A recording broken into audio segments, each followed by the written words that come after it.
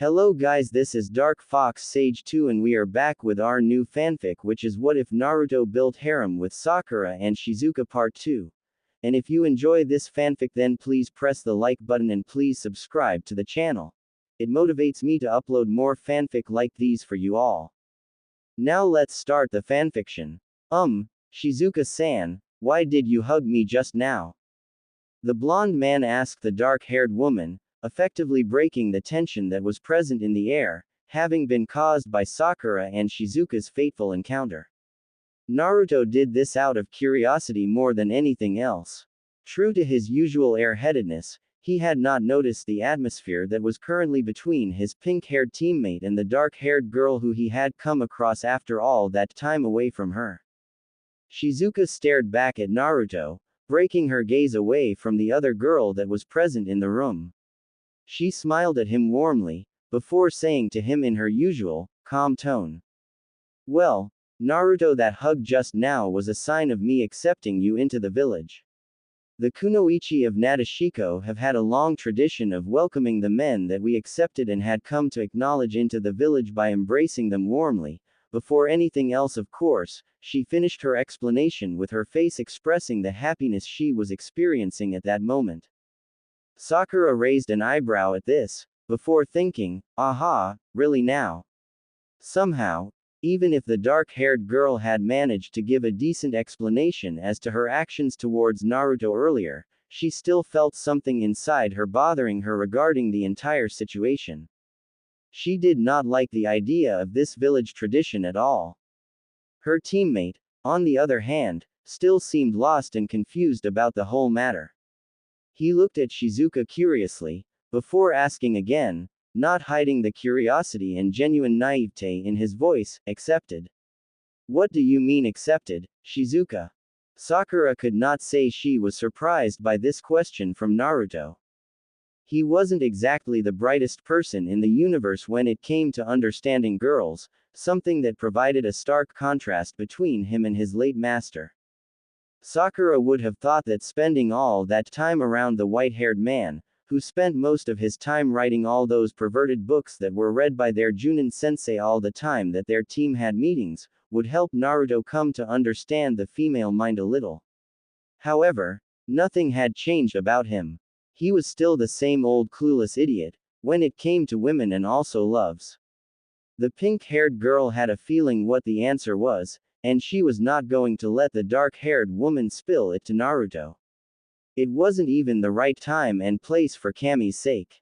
Well, Naruto, simply put, accepting you means that one have. Shizuka-sama, can you please explain the mission details to us? Sakura interjected before the dark-haired woman could run her mouth anymore. She hoped that her teammate could understand what she was trying to do, even if she had quite possibly interrupted one of the most important events of his life in that village. Luckily to her, Naruto was a sucker for missions and was always eager to look for missions and could not wait to handle them as soon as he was issued the task by the Hokage. The blonde man hit his fist on his hand in remembrance, then said, "Oh," before looking at the dark-haired woman, his eyes shining with excitement. Then he said to her, in a cheerful voice, "Yeah, Shizuka-san, what's the mission? I'm dying to get one after being bummed for so long." The dark-haired girl clicked her tongue silently, to ensure Naruto would not catch on her disappointment after she had been interrupted while she was in the midst of something important. She mentally cursed at the pink-haired girl for her untimely interruption, but as she turned back to head to her desk, she had a feeling that there would be plenty more chances like this, so bidding her time and doing it again would not be too bad. After all, Uzumaki Naruto would be with her for quite a while. Shizuka took the scroll that was lying on her desk, unsealed it, and then unfolded it to begin reading the specifics of the mission that she had requested of the two. Uzumaki Naruto and Haruno Sakura, your mission this time is to spend an entire week in Nadeshiko, away from your home village, and enjoy yourselves as much as possible while having your stay with us. The silence that followed after this statement was deafening. Naruto was the first one to speak, breaking through the silence. He looked as if he had just received a death sentence. He thought he had misheard Shizuka wrong, as he had thought that when they were being sent here it would involve something difficult that the kunoichi of Nadeshiko were unable to deal with, that they had to resort to asking for help from Konoha. This was not what he had expected to hear at all, and he felt a tad disappointed. Beside him, Sakura was beside herself with anger. She had thought that this was some sort of sick joke by the dark-haired woman in some twisted attempt to make fools of Naruto and Sakura before informing them about their real mission. After all that had happened to her that day and all the stalling that had happened to them, she had felt her anger rising to boiling point and was not going to stand for any more of this nonsense. She opened her mouth to protest, when Shizuka held her hand out in front of her to silence the pink-haired kunoichi. She had a feeling that things would go like this, but since she didn't want a scene to be created in her office, she decided it would be better to smooth things over before the situation went haywire. Now, I need you two to listen to me first before jumping to any conclusions. I'm sure that both of you are wondering just what I'm getting at by announcing that you two are going to be taking a vacation in our village before going back to your home. Your Hokage, Tsunade-sama, had told the two of you prior to coming here that you were supposed to come and help us with an issue that had popped up in the village, right? She waited a response from Naruto and Sakura, and once she saw them nodding in affirmation to her question, she decided to continue with her explanation. Well, the thing is, she lied about the last part. We didn't need any help with anything really, and as you can see, the village is going on as peacefully as it always has. There really was no issue in the first place. Sakura felt her heart sink in her chest, a slight feeling of betrayal from her master having been the cause. Of course, there was no reason for Shizuka to lie about this fact. Her face portrayed the honesty in her words as much as the genuine expression on her face. Still, she could not understand why her master had made such a request, finding no reason whatsoever to send them to another village for vacation.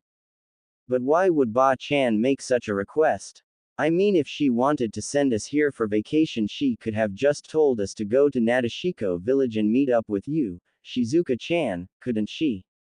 Naruto asked, voicing the uneasiness that Sakura had been feeling regarding this entire issue. Sakura was glad that he felt as confused as her and didn't just go with the flow of things, even after learning that the details of their mission was a hoax.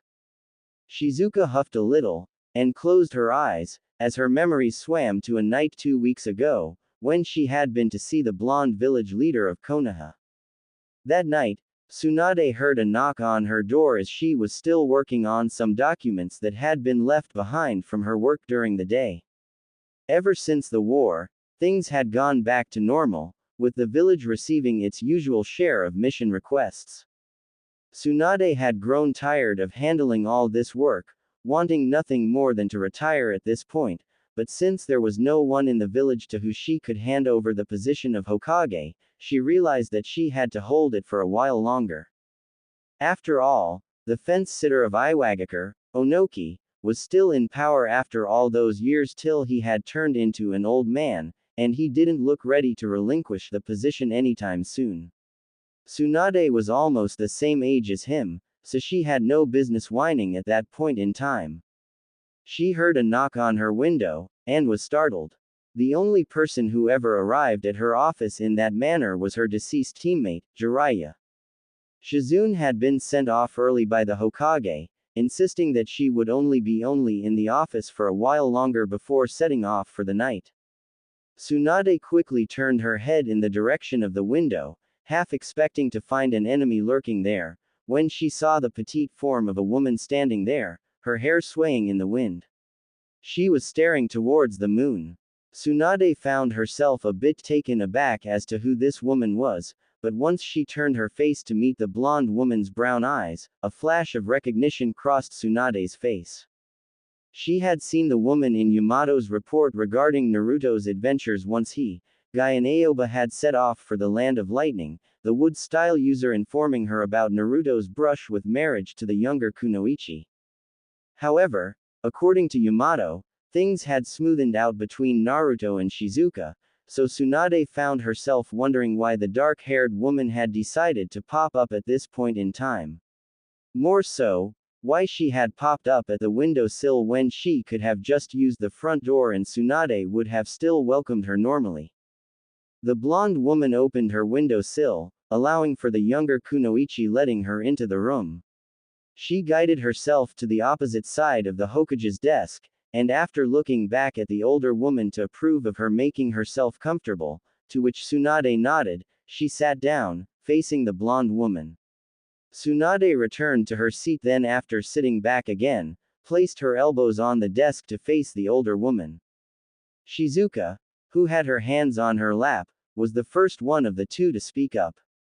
I'm sorry to have appeared like this and on such short notice. I'm assuming that you received a report about me from your shinobi once they had returned, so I hope you'll allow me to skip the introduction part. I did not want to appear from your front gates since I did not want to draw attention to myself. I really hope I am not infringing upon like this. Tsunade was taken aback by the manner in which the girl was talking to her. She was speaking to her in a bit of a rushed manner, but still, her voice contained respect for the older, far more experienced woman. She had been raised well, Tsunade thought. Still, she wanted to know what had brought Shizuka here, although she had a feeling she knew what it was before the woman even spoke up. You're not infringing at all. But, I fail to see what would bring you here at this ungodly hour. Surely you could have waited till morning to tell me about this.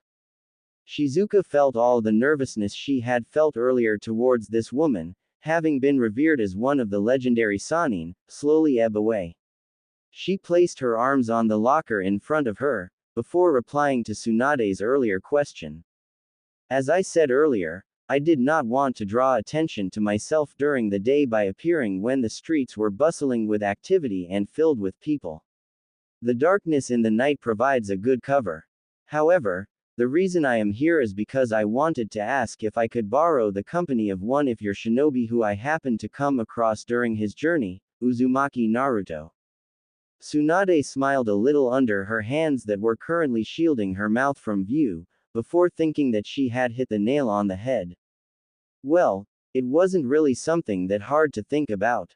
The only person in her village that had managed to leave an impression on the dark-haired woman was apparently the blonde idiot, so of course she would have wanted to see him again. However, Tsunade was still the Hokage of the village, so she was not eager to hand out one of her finest villagers as easily as that. I had a feeling this was the case. But still, I refuse. Uzumaki Naruto is one of the finest shinobi from our village. Handing him over to you would certainly cause discomfort among the villagers, more so now that they regard him as a hero and feel as if he is fit to be the next Hokage after me, Tsunade protested. She understood where the dark-haired woman was coming from, but still, she couldn't let go of one of her own as easily as that. She had come to see Naruto as her own grandchild, just as much as Jiraiya had to. Of course it wouldn't be this easy, Shizuka thought, as she listened to the Hokage's denial of her request. However, she was also quite a determined girl herself, and would not allow herself to return to her village empty-handed. Not after making this trip here, so she had to do her best to make the Hokage see her line of thought. I understand what you mean, Hokage-san. However, I really want him to come and spend time at our village for a week. I'm sure you listened to the entire story that happened between his master and mine, plus how it passed on to us. Naruto managed to talk me out of following a village practice I wasn't happy with following, and made me resolve to become stronger for my people and also so that I would be able to find someone I would be happy with so that I would marry them.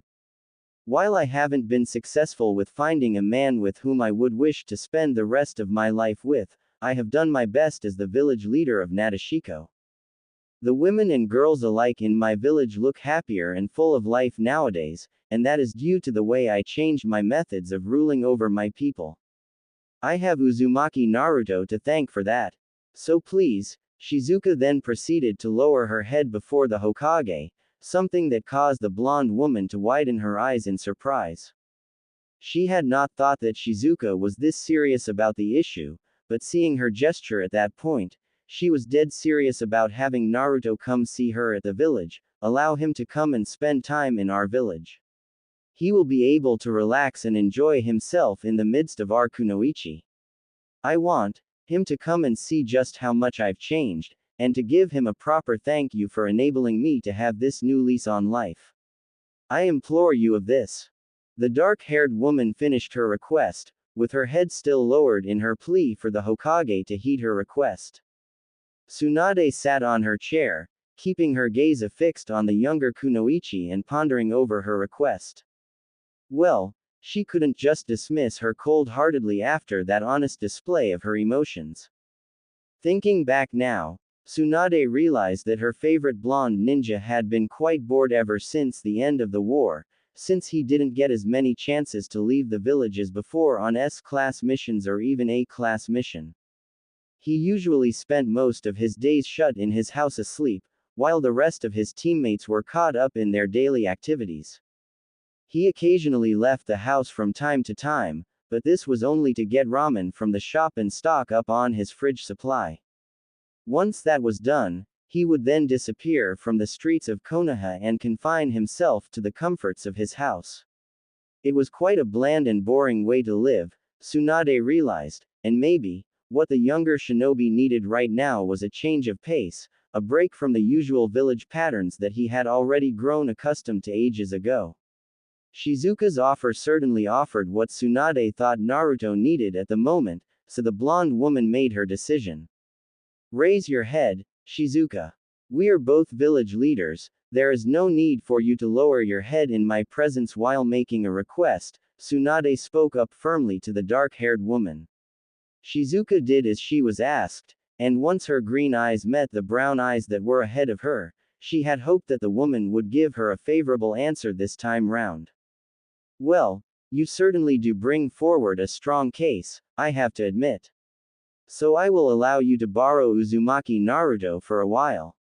I feel as if he needs this at the moment, just to break him out of the bored cycle he has been living in for a while now, Tsunade replied, and after catching the wisp of a smile that had appeared on Shizuka's face, she continued, however, I have two conditions that need to be met before I can allow him to go on this mission. Shizuka raised an eyebrow in curiosity, wondering just what the Hokage would ask of her.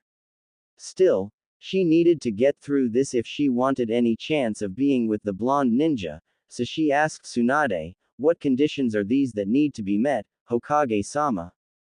Tsunade cast her gaze downwards, cleared her throat, before saying, first of, on no account is Naruto to learn about the specifics of the mission before he arrives at your office.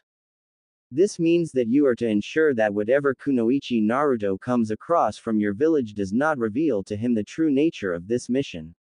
Of course, I myself will not reveal the truth about this mission to him, I will instead tell him that an issue cropped up in your village and that I am sending him over in order to assist you.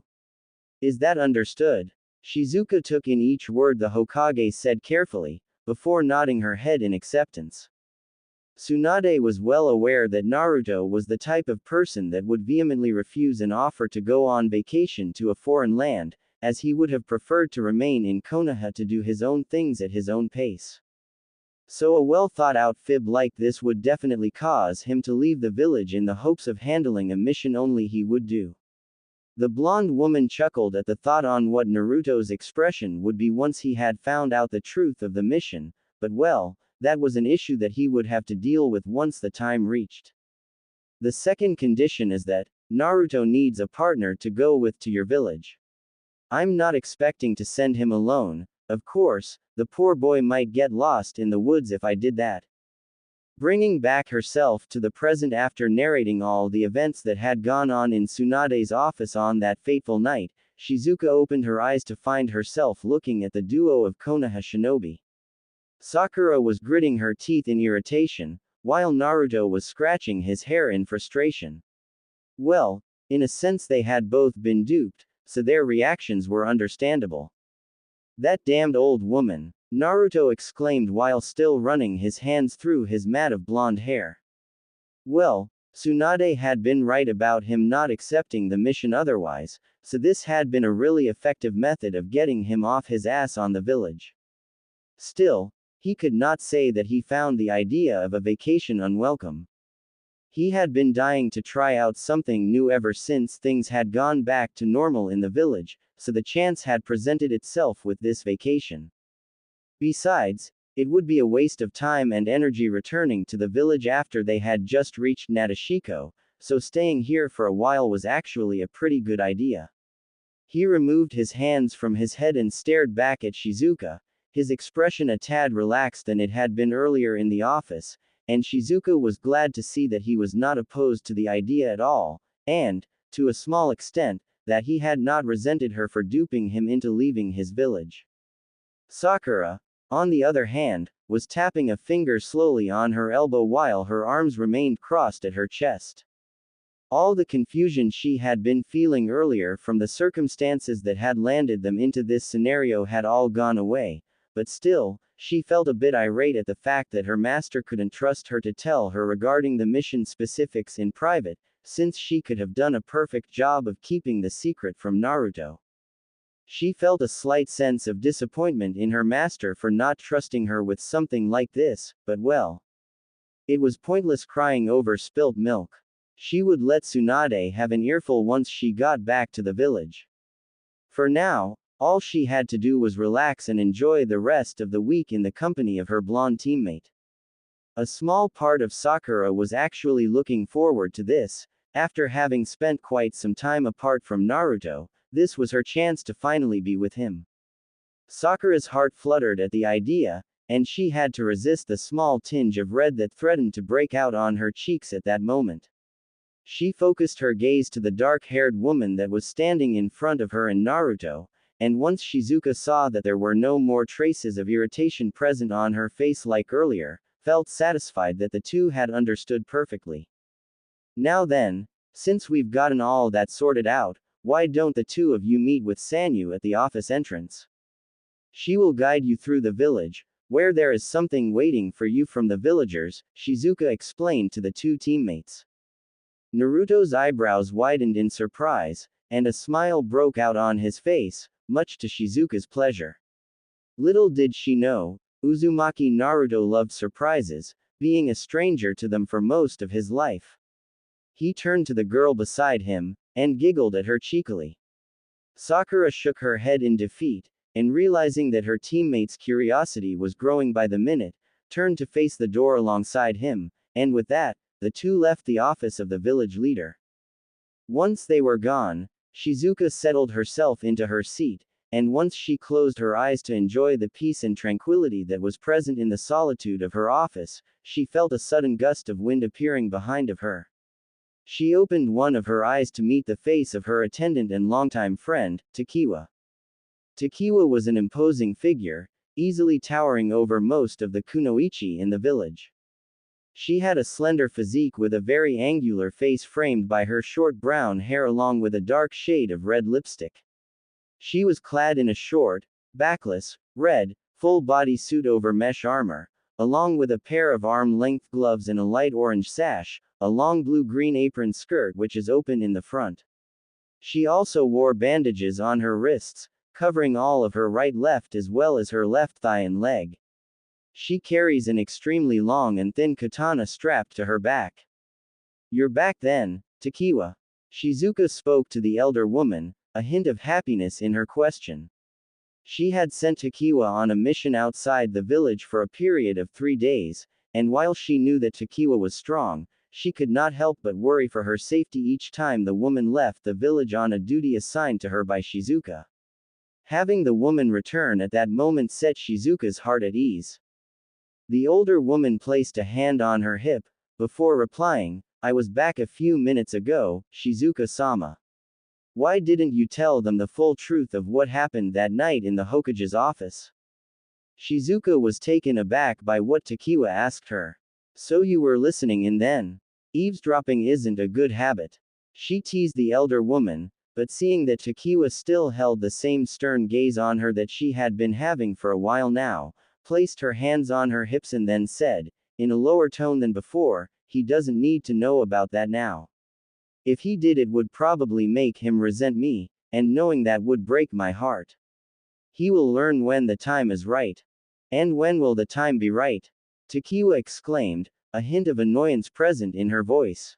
She had clearly not been pleased by what Shizuka had done earlier, and intended for her to set things straight as soon as possible. The dark-haired woman closed her one open eye again, her memories drifting to that night in the Hokage's office not so long ago. Shizuka nodded in response to the Hokage's second request, having in her mind a faint idea of who Tsunade would send on that mission with Naruto. However, she was still pleased that she had been successful in what she had come here to do, so she prepared herself to get up and leave the Hokage's office. Wait. Tsunade spoke up to the dark-haired woman, as she had gotten wind that she was preparing to exit the office. The blonde woman wasn't quite done with Shizuka yet, and she wanted to confirm something from Shizuka. Is there something else left, Hokage-sama? Shizuka asked, uncertain of what the older woman was going to say to her now. Yes, and it has to do with what brought you here tonight.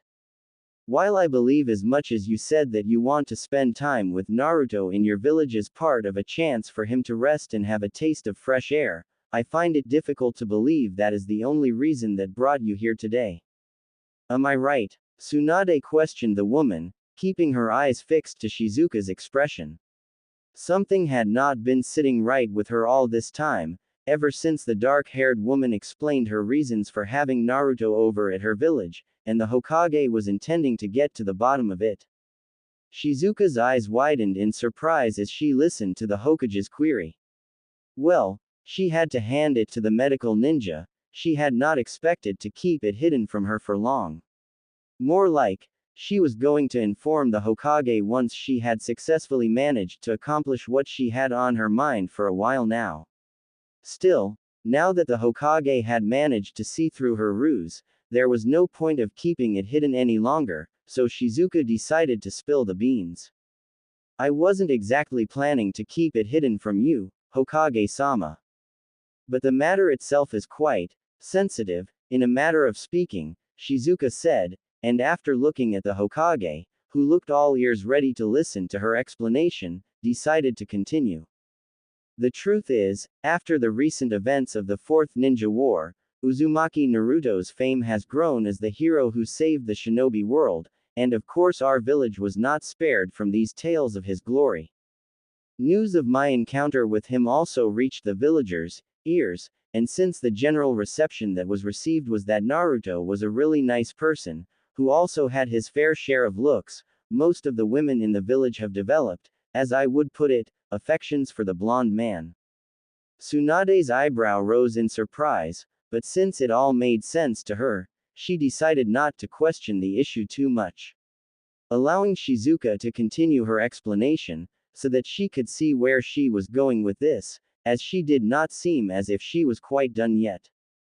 I have to also admit that I myself have found myself enchanted by Uzumaki Naruto, and I think about him more than I probably should.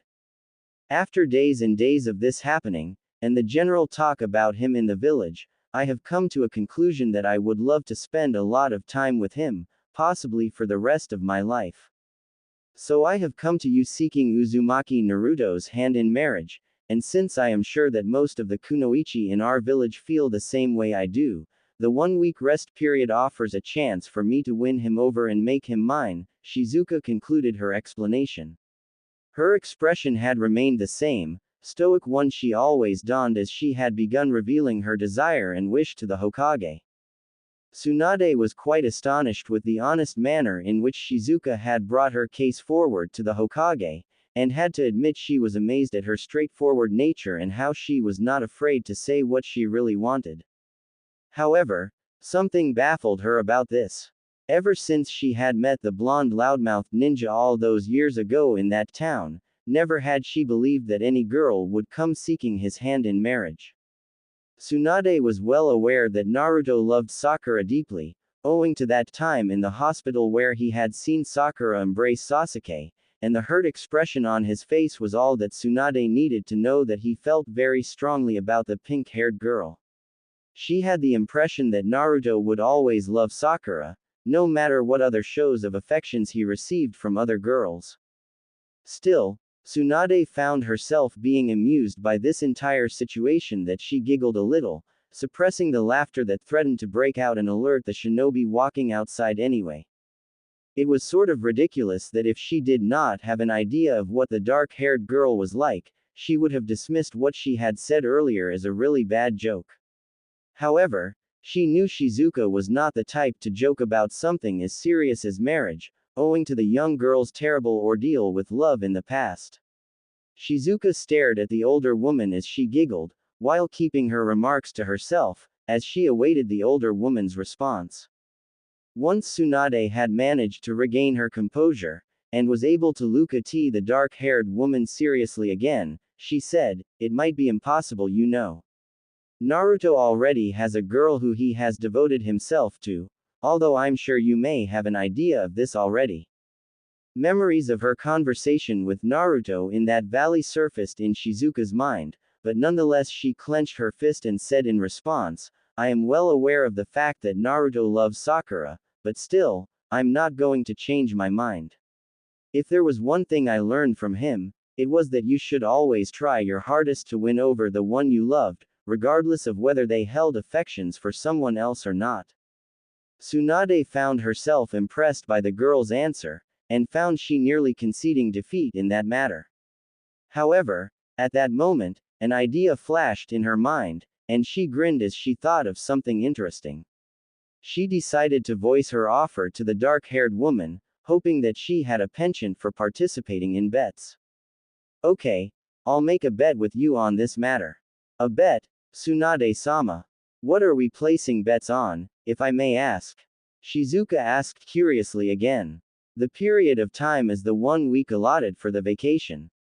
If, and only if, you manage to win over Naruto in that 1 week and make him fall head over heels for you, I'll allow you to marry him, as you wish."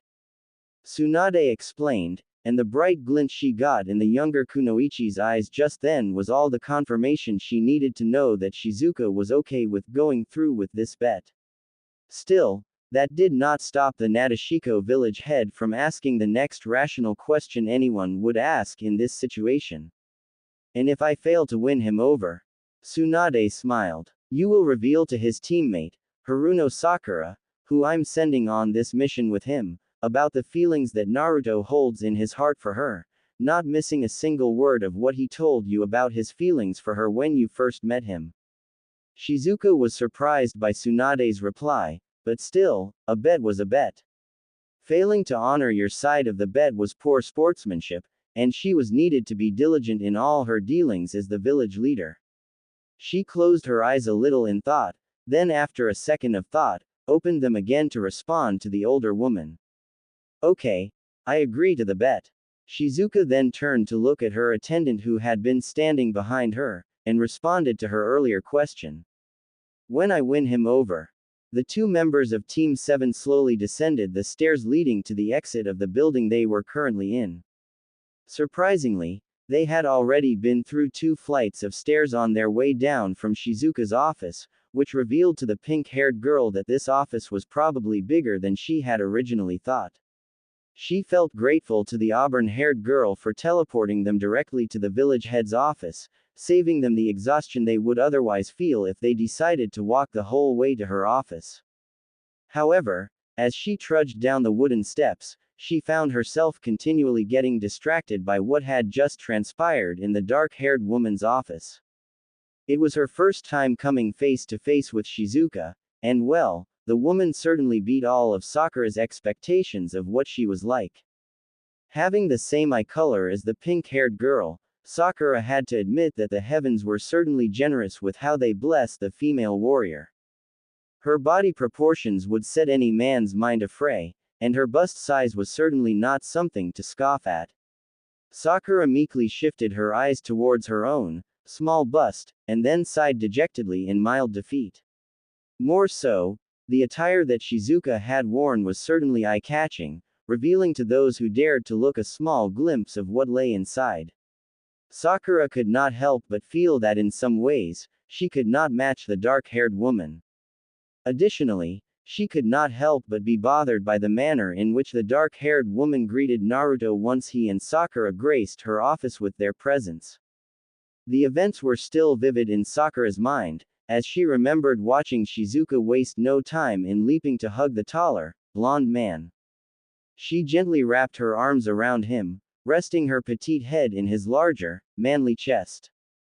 Sakura could still remember the way Shizuka's face beamed with glee as she rested herself on Naruto, and at the same time, could vaguely remember just how erratic her heartbeat had been at that moment.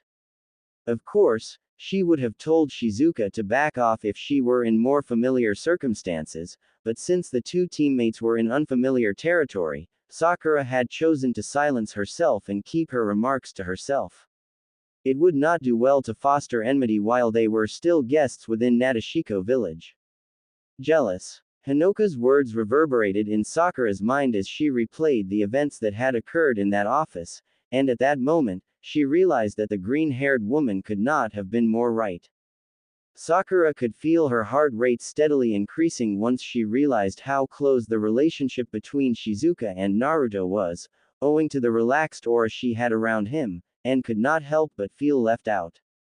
Of course, it would not do her well to jump to conclusions so early when she only knew about the woman from what Naruto had told her, but still, Sakura did not want to be caught by surprise again, like she had been a while ago when a certain lavender-haired woman had jumped to Naruto's rescue. Sakura's mind shifted to the time that the village had been devastated by the Akatsuki leader, Pain, and her blonde teammate had shifted the location of his battle with the orange-haired man after his previous onslaught when he was in the Nine Tails mode. Sakura had been summoned to the previous location where Naruto and Pain had been locked in fierce combat, to the aid of Hyuga Hinata. As she proceeded to heal the Hyuga girl, Hinata's guardian, who had been left moments earlier as the white-eyed girl rushed to Naruto's aid, narrated to them all that had transpired from the moment she left him to the moment she was defeated by the Rinnegan wielder. The pink-haired girl found herself amazed with how Hinata had put herself out there in order to save Naruto, something that she had been wishing to do herself for a while now but didn't know how. She had berated herself once in the presence of her captain, Yamato, about how the only things she did for Naruto were small and unimportant things. The wood user smiled at her reassuringly, before telling her that all that mattered were her feelings for Naruto. Of course, back then Sakura had taken these words to heart, telling herself that what she felt for Naruto was enough and that she didn't have to push herself so hard for him.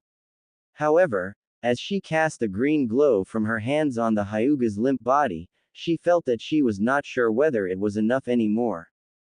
Hinata, you love Naruto. These thoughts ran through Sakura's mind, and unknown to her, she had begun looking at the girl beneath her in a somber manner.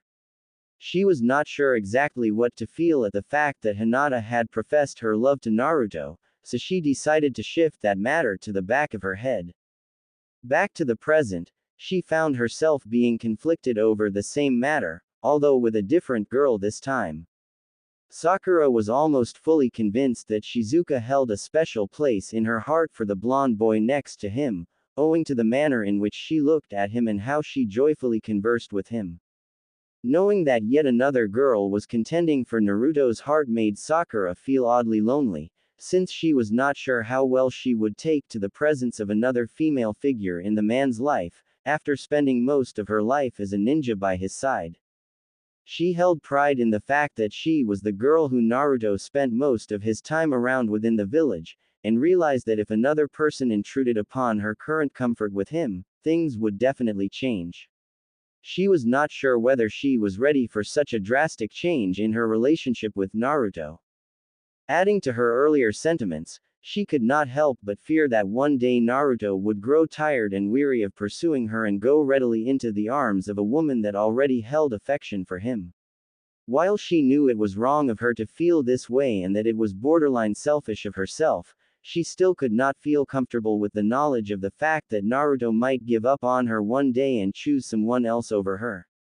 You know, if you continue dawdling around him, another girl will steal him, for example, Shizuka. A small, inner voice within her told her. Sakura was startled by her conscience at that moment, immediately jumping to her own defense on the matter. Hey, I do my own fair share to get close to him too, you know. For example. Sakura made to respond to her conscience, but then found her lacking anything meaningful to say.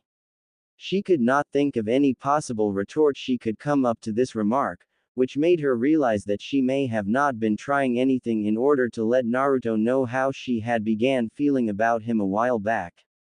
At that moment, however, the most recent example came to mind, so she immediately made to respond to her conscience. I hugged him once he returned to the village after his fight with Pain. The pink-haired girl responded to her conscience quickly, her voice brimming with the confidence that she felt from that gesture. Thinking back on it, she realized that she had wrapped Naruto in her arms in the presence of the kids that had surrounded him at that moment, and unknowingly, in the presence of their silver-haired teacher, Hitaki Kakashi as well. Her cheeks flushed slightly as she became slightly embarrassed at how strongly she had expressed herself at that moment. Good work, Sakura. But ask yourself this, what good came from that? Sakura found she dumbfounded by this simple question, and came to a shocking realization that nothing had changed since back then.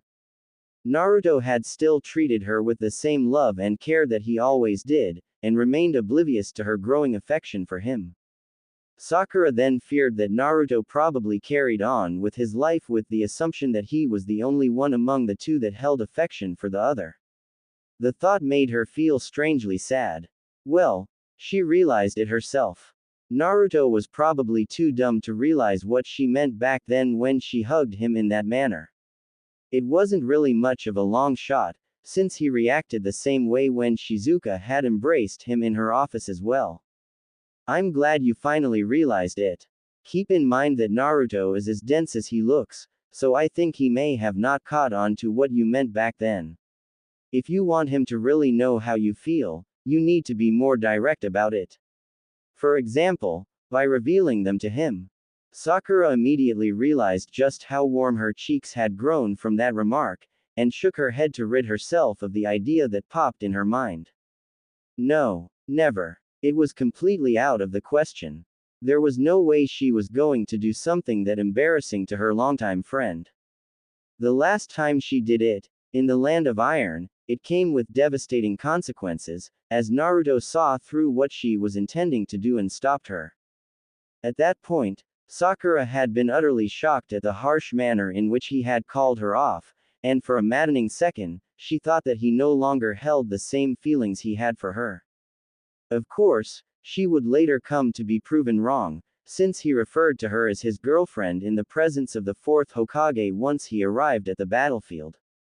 If Sakura half-heartedly decided to pour her heart out to Naruto again, he would probably lose his patience with her, thinking that she took him for a fool, and worst-case scenario abandon her since he would think of her as nothing but deceitful.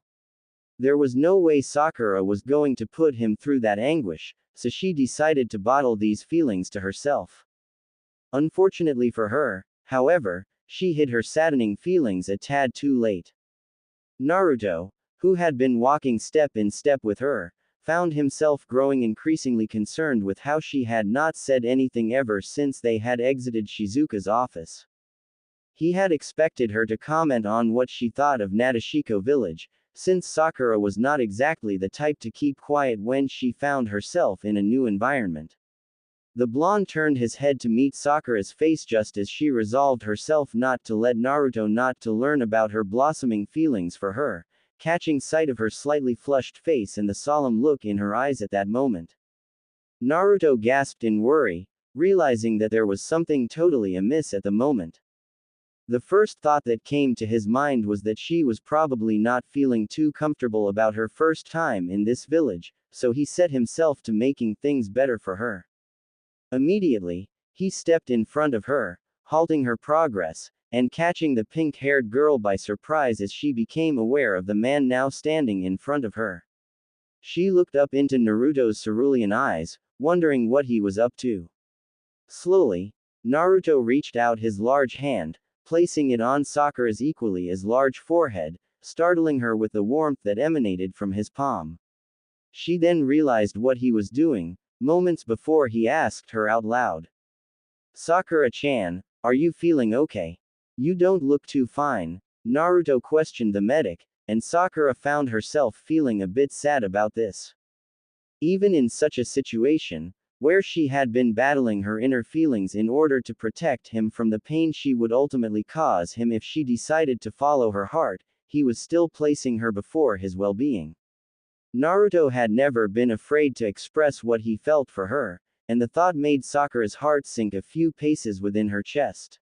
However, she found herself lacking the courage to call him out for this show of selflessness, effectively settling for a slight nod.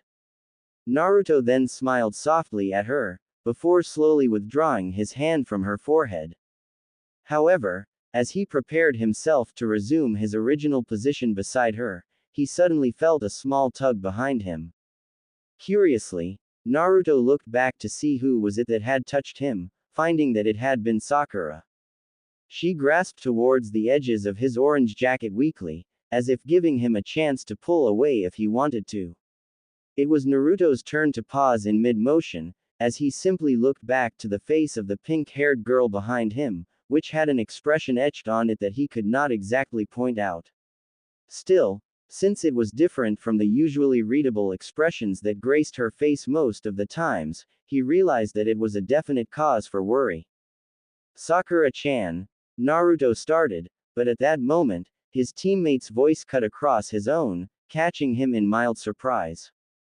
Naruto, Sakura said, and for a maddening second she was gripped by the desire to pour out all that she was feeling at the moment right there and then to the blonde man.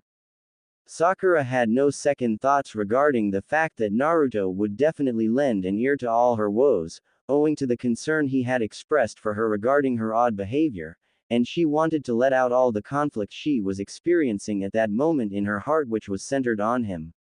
She would have, if it wasn't for the interference that chose to show up at that precise moment. Come on, Naruto-sama, Sakura-san, you're missing out on a lot in our home. A third voice immediately cut across the serene atmosphere that Naruto and Sakura were currently enjoying at the moment. Immediately, the pink-haired girl was pulled back to her senses as she immediately let go of Naruto's jacket, praying that whoever had spoken to both of them had not witnessed her moment of weakness just then. At that moment, she realized that both she and her teammate were on the final flight of stairs that led to the village, owing to the light that sprung forth from beneath them as they descended to the outside. Sorry about that, Sanyu-san. It was quite a walk getting here from Shizuka's office, Naruto responded to the young girl that had been assigned as their escort whilst they were in the village. Sakura felt a wave of relief wash over her as she realized that the auburn-haired girl was at the center of the exit, her hands placed on her waist as she eagerly waited for the blonde man and his pink-haired teammate to walk towards her. She allowed herself to breathe a little as she realized that the girl had probably not seen Sakura hold on to Naruto's jacket at that point, as the larger man shielded most of her body from view. Naruto gleefully descended down the flight of stairs, his earlier curiosity and eagerness for adventure within this new village overwhelming him. Behind him, Sakura, having recomposed herself and managing to rid her mind of the thoughts that were plaguing her moments ago, walked quickly in order to catch up to him so as to not be left behind. However, she took note of the relaxed manner in which Naruto had addressed Sanyu, and realized that Naruto probably felt more comfortable around her than he did the ever-serious Akako. Well, it wasn't really a far-off thought. The red-haired girl seemed as if she could kill with just her stare alone if you dared cross her, a stark contrast to the cheerful girl before them. It reminded Sakura of how she acted as a girl, and the nostalgia brought a warm smile to her face. She could not help but chuckle, however, at the differences in behavior of Naruto around the two girls. Finally finding their place next to the guard, who was in the same uppity mood she had been in at the gate once she realized who Naruto was. She did not have the spear that was in her hands that morning, and was clad in much more casual clothes than she had when she was on her duty. A pink kimono, which had imprints of flowers on various spots, plus her hair had been tied up into a bun with a pin placed in it to hold it in place. The pin itself was brown, and at the end, had the imprint of a flower etched into its design, giving the girl an extremely attractive aura. Sakura found herself impressed with the simple manner in which she had dressed, yet the alluring charm that came from her was something she was scarce experienced in her time in Konoha. She wondered if this was the girl's normal choice of attire while within the walls of her village.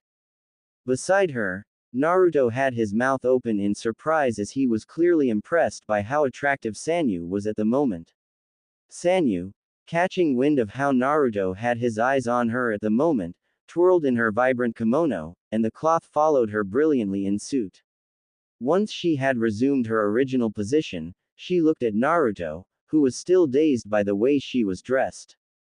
Sanyu broke the silence that had enveloped the trio. "Well, Naruto, you have anything you want to say to me?" At that point, the amazement Sakura had been feeling ebbed away and she felt a vain throb in her forehead. It was the same feeling she had felt at the village entrance when Sanyu had referred to Naruto as Sama. The nerve of this girl. Sakura did not like the overly confident manner in which she talked to Naruto, since it reminded her of the way she was as a girl when she was still fawning over Sasuke because of his cool demeanor plus dashing looks. It made her feel slightly ashamed of herself, seeing her behavior from a third-party point of view at that point. "You look really good, Sanyu. Really wonderful," Naruto responded, having regained enough of his senses to respond to the younger girl. Of course, Sanyu smiled bashfully at his compliment, offering a vibrant display of her milk-white teeth, before appreciating his remark. "Why thank you, Naruto." Sakura could swear that she could spot a trace of red on the girl's cheeks at that point. However, she spoke up again, ridding herself of the embarrassment she had been feeling at Naruto's honest remark. It was the first time a man had ever complimented her in her life, but then again, Uzumaki Naruto was the first man she had the pleasure of coming across, having spent most of her life training herself as a young warrior. To her delight, the hero had been everything she had imagined him to be in her dreams. The realization set her at ease. "You can refer to me as Sanyu, no need for the honorifics. I've never really been a fan of honorifics anyway," she said, smiling nervously as she was not sure whether she was making an odd request. Naruto folded his hands on his chest in thought, as he tilted his head to one side. Beside him, Sakura found his behavior a tad amusing. Well, it was certainly the first time that he had ever been asked to do such a thing, much less by a girl, so Naruto's behavior was understandable at that point. Unfolding his hands from his chest, he turned to the auburn-haired girl again, smiling brightly at her. "Sure thing then. Well, it may take some time, but I'll try, Sanyu," Naruto responded to the girl, the last part of his statement a bit strained since he still had his doubts whether he should talk to her so familiarly. The kimono-clad girl before him closed her eyes and reflected his earlier smile, feeling elated that she had managed to eliminate the awkwardness that existed between her and Naruto, and bridging the gap between him and her a little. "So, Sanyu-san," Sakura started, clearly finding it hard to take to the girl's overly confident aura, owing to the slight edge in her voice. "Where are we supposed to head to next? Your village head said that there was a surprise that was waiting for us," she concluded, fixing the girl with a slightly impatient expression. The auburn-haired girl looked toward Sakura, repaying her with a stern expression of her own too, but realizing that Naruto was still in her presence, managed to sweeten her voice, then respond in her slightly fake tone, "But of course, I will lead you there immediately." Around the three, the sky had turned a striking shade of red, as the sun retreated behind the mountains in the distant horizon. The evening was slowly setting in. The Nadeshiko Kunoichi reached out for Naruto's idle hand with her own, hoping and praying that his good nature would not prevent him from accepting her gesture of hospitality. Naruto, who was a bit befuddled to the nature of her behavior at that point, realized what she was planning to do, so he allowed himself to relax in her presence. But of course, he had not caught on to the subtle message that the girl was expressing as she took her hand into her smaller, fairer one. Still, Sanyu found she content with that, realizing that with matters of the heart, it was best to go one step at a time. To her glee, and much to Sakura's chagrin, Naruto allowed her to take his hand, placing his faith in the woman that he was in good hands. Her small hand wrapped around his warmer, big hand, the girl turned back, walking towards the center of the village, which was currently bustling with activity. Naruto felt himself being carried forward by the smaller girl, before he looked back at Sakura, shooting an expression at her to follow him and trust what Sanyu was doing. The medical ninja, who had her hands folded at her chest in a show that she was slowly losing her patience, added to the rather fast manner in which she was tapping her elbows, sighed a little, before releasing her strained posture and allowing herself to be guided by this woman, who she still had second thoughts about. As the trio of one man and two girls trudged on through the village in a rather slow manner, since Sanyu wanted them to see as many features as possible about her home, that she was overly proud of, Sakura took the chance to look around her surroundings, taking in things that particularly stood out to her. Surprisingly, there were no outstanding differences between this village and Konoha, since most of the buildings were mid-sized such as in the Leaf Village, with no outstanding skyscrapers or any particularly tall buildings of the sort. Sakura curiously noted that most of the residents she came across were all women, but they were surprisingly few, meaning they had not reached the especially populated section of the town, further certifying her academy lessons regarding the families in this village were all organized through a system of matrilineality.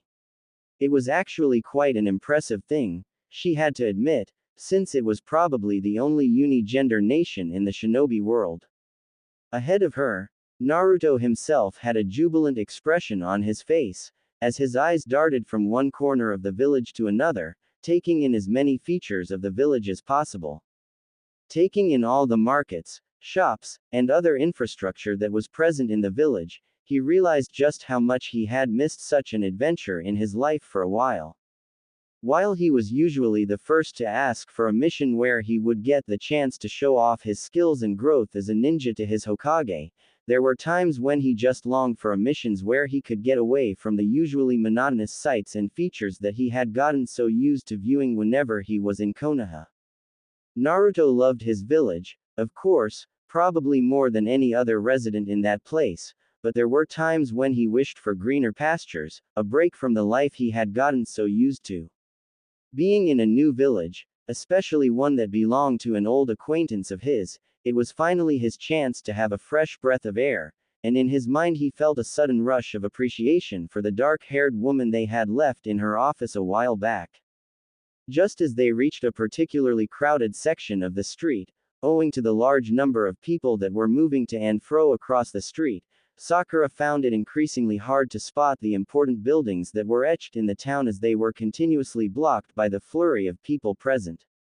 She could only catch glimpses of the roofs of buildings, and her facial expression dulled to show the disappointment she was feeling at that moment. As she was about to resign herself to just following suit with Naruto and the woman who had his hand in his at that moment, her ears caught sight of something interesting, sourcing from the voices that were all around her. Hey, isn't that? Yeah, it's Uzumaki Naruto. Wah, so the rumors were true then. He really did come to our village.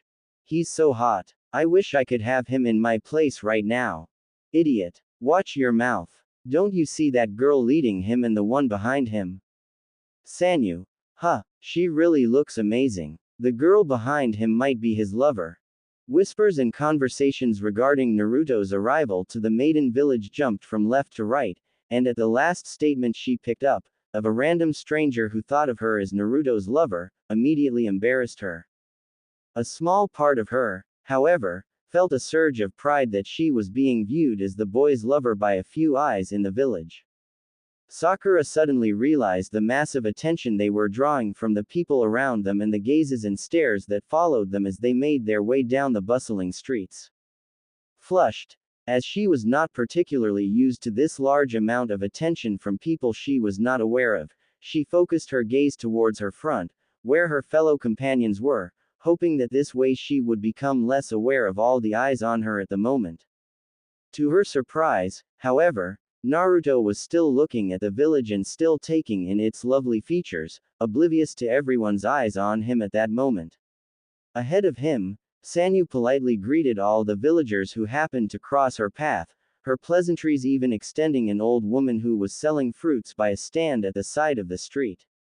Well, she certainly was polite when the situation called for it, Sakura admitted, feeling a little respect for the woman. Suddenly, on the path before the trio, a woman appeared, effectively blocking their journey.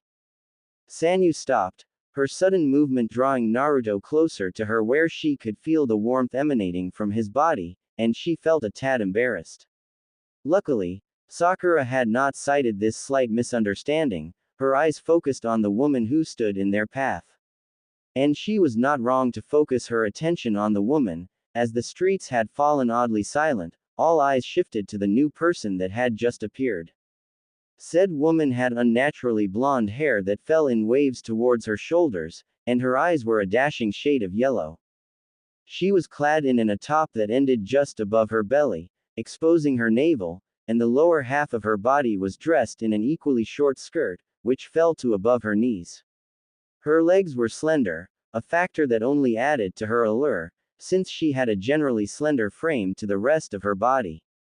Her top graciously revealed some of her luscious cleavage, plus the inner mesh vest she had underneath, giving her a distant resemblance to Mitarashi Anko in that aspect. The woman's name was Yoshiko, and she was currently the village's most beautiful woman, having emerged successful in the last, Most Beautiful Kunoichi, contest that was organized by the village, an event that was organized annually by the village leader, with the assistance of her advisors. Of course, one would wonder what part of such an attractive woman screamed Kunoichi, but one had to look at the sword that was strapped to her back. The sword's name was Adira, a fitting name for a sword that was bestowed upon the most beautiful woman in the village. Yoshiko had acquired the sword after her victory in the beauty contest, as a testament to her stunning looks. There was also the tiny fact that the woman was Sanyu's idol, and Yoshiko, being a really nice person, had taken on the student on as an apprentice. This was the reason that Sanyu decided to take upon clothing which she felt would be appealing not only to herself, but to her beloved master as well. Yoshiko, immediately catching sight of the two who were accompanying her apprentice from a nearby dango store, made to walk towards the trio, in order to satiate her growing curiosity over the fact that one Uzumaki Naruto had graced the village with his presence. As she drew closer and closer to the group now in the middle of the street, and the boy with blonde hair and cerulean eyes came closer and closer within her line of view, she realized that the rumors were actually true. A wicked smile immediately adorned her facial features, as she found herself become enchanted by Uzumaki Naruto's dashing looks. As many as the rumors regarding him circulated throughout the village, as a result of Shizuka's tale regarding the boy, some of the villagers had a faint idea of what Uzumaki Naruto looked like. Sadly, Yoshiko was none of the lucky few. She was a bit disgruntled at this fact, since it gave her the slight painful feeling of being left out. However, with herself currently in the presence of the golden boy, she realized that he looked like something out of her wildest dreams. With her pride as the village's most beautiful woman, she realized that having a man like him by her side would certainly be the cherry on top of her recently acquired fame. Besides, he looked like a generally nice guy, so having someone that nice for a lover would make her life more colorful than it already was. Resolving herself as she finally came face to face with her student plus her escorts, she smiled to the auburn-haired girl, who found herself at a loss of words and a blush on her cheeks. Sakura, who had noted the behavior of the surrounding people plus the girl before them towards the newly appeared person in silence, realized that Yoshiko was probably someone prominent in the village. While she was glad that all the attention had been shifted away from them for the time being, she was still aware that all attention had now gone to the blonde beauty, who was now in their company, so she was not sure whether to feel grateful to the new face or not. Still, She looked like a fairly amiable person, so Sakura made the point to be on her best behavior before the new face. Hello, allow me to welcome you to Nadeshiko village. Her voice was silky smooth, and a few passing girls became weak at the knees at the voice of their beloved idol, before she continued, paying no heed to the kids since she was used to such reactions from her fellow female villagers. Well, I'm sure our village leader has already welcomed you here, so take this as an added act of hospitality. Sakura found she impressed with the graceful manner in which this girl was conversing with them. Each word that came out of her mouth was brimming with a recognizable level of respect towards them, and smiled a little at the maturity of this woman. Her earlier impression of this woman had not been betrayed, and she found herself a second person she could tolerate within this new village, aside from the green-haired girl at the gate, Hanoka. My name is Yoshiko. What's yours? Uzumaki Naruto. Pleased to meet you. Naruto responded before his female teammate could form a coherent response, his voice carrying that usual joyous tone of his, and shooting a vibrant smile at the woman. At this reply, Yoshiko raised an eyebrow in mild surprise, not expecting to be bombarded with the boy's enthusiasm off the mark like that. She had to admit, out of all the men she had encountered on her expeditions outside the village, Uzumaki Naruto was not quite like any of them. He seemed different. She felt herself filling with delight at the opportunity to meet such a refreshing man, as the ones she had encountered before did not seem overly interested in making acquaintances with her, their desires lying with her body and the fortune she carried on her back as a resident of the successful maiden village. With Naruto though, it seemed things would be completely different. Stifling a giggle as she covered her mouth with her hand, she allowed herself a moment to catch her breath before proceeding with the pleasantries. I'm Haruno Sakura. His teammate, Sakura brusquely introduced herself, once she noticed that Yoshiko had stopped giggling. She felt a sense of resulting from the fact that Naruto had not acted like a bumbling fool in front of the girl, as most of the villagers had acted once she had opened her mouth and they heard her alluring voice. She focused her green eyes to the girl's yellow eyes, a relaxed gaze in her look, and Yoshiko smiled in earnest to the girl's response. Somehow, Sakura had a feeling that the smile was not all that genuine. Yoshiko, on the other hand, could not help but feel that Sakura's presence in the village, along with her relationship to the blonde boy she had set her eyes on, might prove to be an obstacle in the near future. She pushed those thoughts to the back of her head, however, choosing to simply enjoying making the acquaintance of the fabled Uzumaki Naruto for the first time. Yoshiko-sama, Sanyu began, clearly struggling to form a sentence in the dazzling presence of the village idol. Even after she had been taken on as an apprentice, the smaller, younger girl had found herself charmed by the older girl on plenty of occasions, such as now. She knew it was unbecoming of her, of course, so she did her best to overcome the shyness and embarrassment she felt within the woman's presence. Yoshiko responded before the girl would ask why she had showed up there. Calm down, Sanyu-chan. I simply came here to accompany you to the village center. That is where you are headed, right? She inquired, a hint of uncertainty in her voice. As much as Yoshiko was adored by the folks of her village, she did not make a point of keeping up to track with any events that were organized by the village. For example, a festival held in honor of the arrival of Uzumaki Naruto. Yes, Sanyu replied a bit hurriedly. Yoshiko smiled sweetly at the girl, before stretching out a hand and lightly touching the top of the girl's soft hair. Sanyu felt the reddening on her cheeks increase with her mentor's show of affection and appreciation, while Sakura held back a chuckle at the amusement of the scene ahead of her. Naruto, well, was still engrossed with taking in the village sights, so he really was not paying attention to whatever was happening before him. So it was with that the quartet of Sanyu, Sakura, Yoshiko and Naruto headed towards the village center, where unknowingly to Naruto and Sakura, there was going to be a festival organized to welcome them into the village. At this point, however, Sanyu had let go of Naruto's hand, as she walked side by side next to her mentor, the two engaged in conversation. Naruto walked side by side with his pink-haired teammate, both hands behind his back as he followed the duo of the women before him.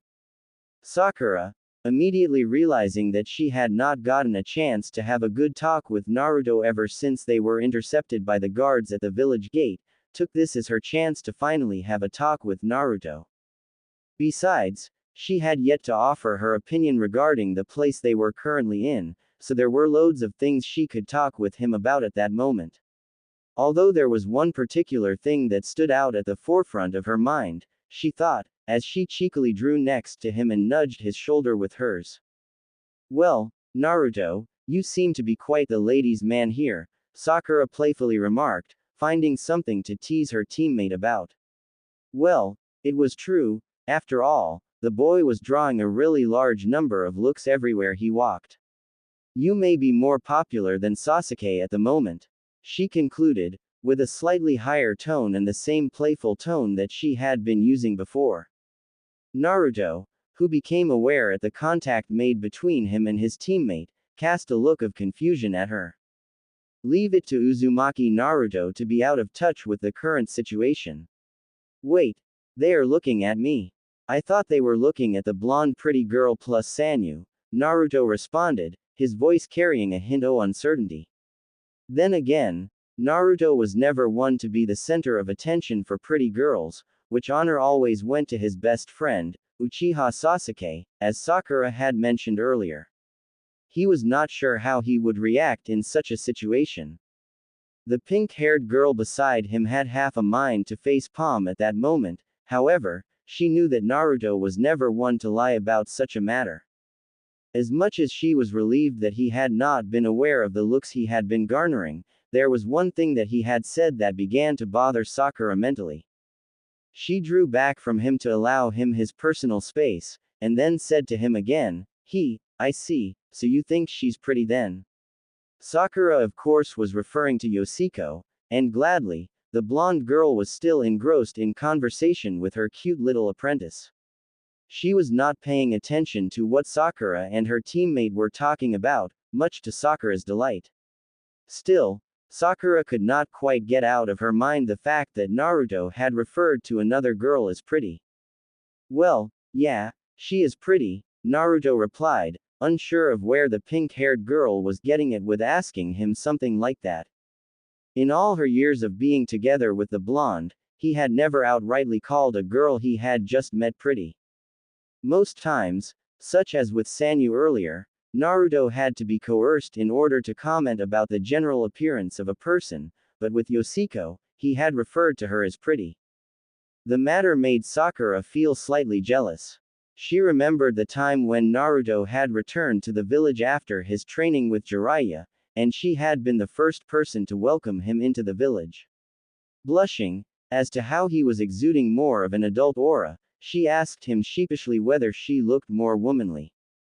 To her dismay, however, Naruto commented that she had not changed at all.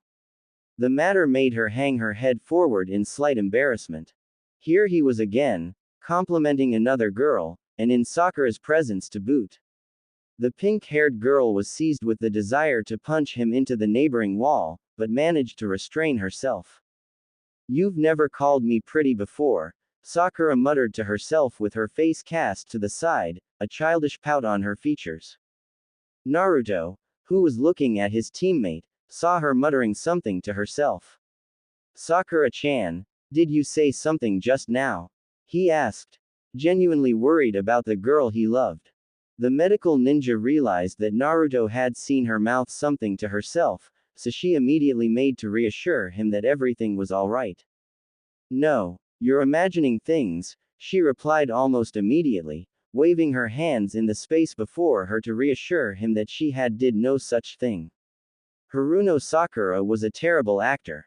However, Naruto did not realize this, deciding to place his trust in the girl's words. Relieved, and taking this as another chance to tease her teammate, Sakura said to the blonde boy, "You know, if you're lucky you might be able to get a girlfriend in this village. They all look like really good girls." Unknowingly, to Sakura this time, the two girls ahead of them had definitely gotten wind of the words that she had said at that moment. Sanyu's eyebrows widened in surprise, and Yoshiko simply shot a puzzled look to her equally befuddled apprentice. Then, as if reading each other's minds at that precise moment, the two realized what meaning Sakura's words carried. To their sheer luck and advantage, Naruto was not dating the pink-haired girl beside him, no matter how close he seemed to her. Originally, there seemed to be little to no hope of winning him over, courtesy of Haruno Sakura, but with her statement just then, the two girls realized that there was still hope.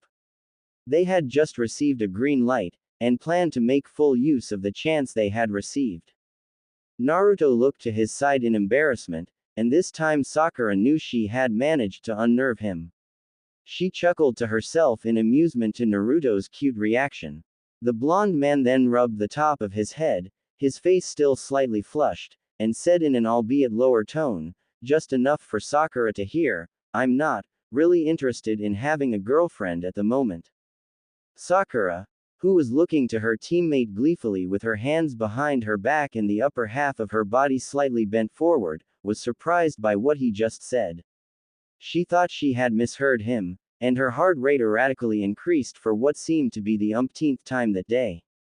"Naruto, what do you?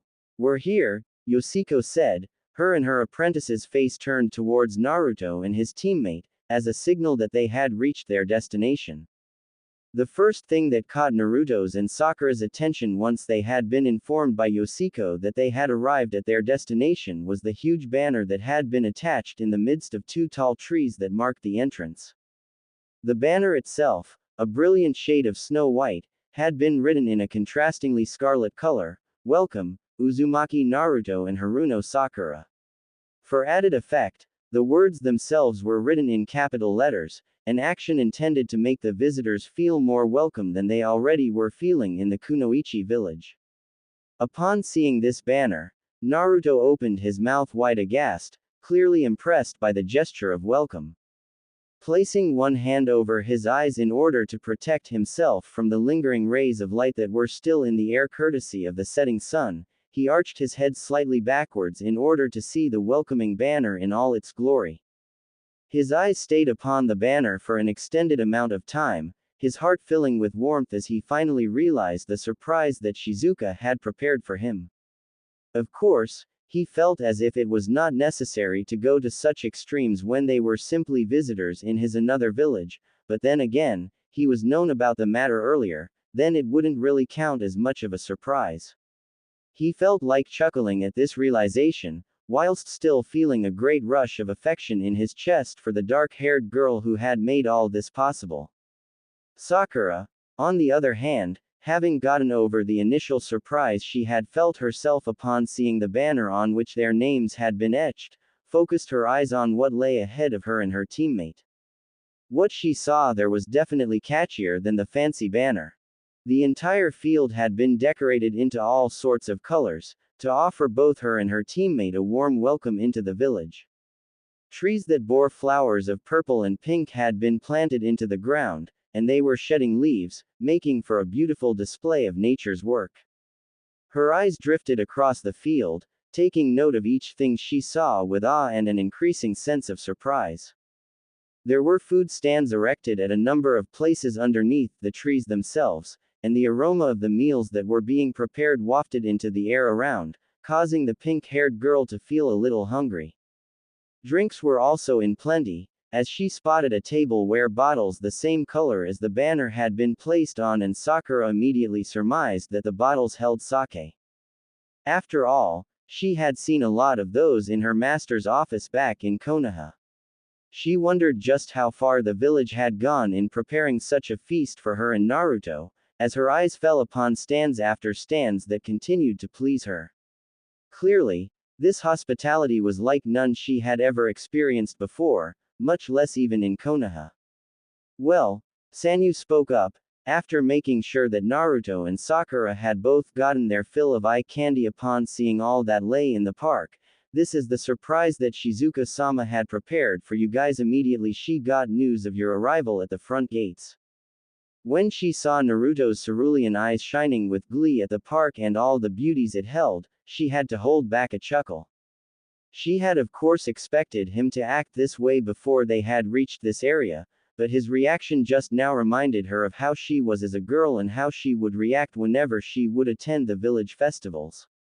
It was quite a nostalgic feeling, but knowing that they could not spend the rest of the evening dilly-dallying at the entrance to the park, she made to move one step forward, placing one foot past the banner. Immediately she took a few steps inside the place, however, two girls appeared before her and the three people who were still in her company. The girls seemed to be the same age as her, something that Sakura noted keenly, but her first thought told her that these girls were here to usher them into the place. They were clad in kimonos similar to the one Sanyu was in, but theirs were of much duller colors than the vibrant one Sanyu was in, sporting the same shade of color as Sakura's hair. Beside her, her blonde teammate had similar thoughts course through his mind as he thought that the duo of girls were there to direct them to the various places inside the park, bearing in mind that the two Konoha shinobi were new in the village and if attention was not paid they would wind up getting lost. Additionally, the aroma that had wafted in the air moments prior had lingered on Naruto's nostrils, causing him to feel an ever-increasing hunger in his gut. It couldn't really be helped. Ever since he and Sakura had left Konoha to set out for this Kunoichi village, they had not gotten a bite along the way, so Naruto realized just how ravenously hungry he was getting. He was not sure if he would be able to go a few minutes longer without a bite. To the quartet's surprise, however, one of the two girls lurched forward, grabbing Sanyu's hand, which still stood at the forefront of the group. The auburn-haired girl was immediately yanked away from the other three, catching Naruto and Sakura completely by surprise. As the stranger girl tugged at her arm to the girl's frail protests, the trio heard the girl speak up for the first time ever since she had shown up before them. "Where have you been?" Exclamation mark. "We've been looking all over for you so that you could help with the rest of the preparations," the stranger girl protested, addressing the auburn-haired girl whose hand she still had in her slightly firm grip. The girl was one of Sanyu's friends in the village. Sanyu, momentarily halting in her resistance, felt a tad bit embarrassed as she had forgotten that she had been instructed upon getting Naruto and Sakura to the park that she was supposed to go and help the other girls of her age group in setting up whatever else needed to be prepared for the party. She was dismayed at being robbed the chance to spend a bit more time with Naruto, but she knew that even if she had been promoted to a fully fledged shinobi a few months back, she still had her own share of duties that she needed to perform to the village. She allowed her hand to relax as she was guided forward by her friend.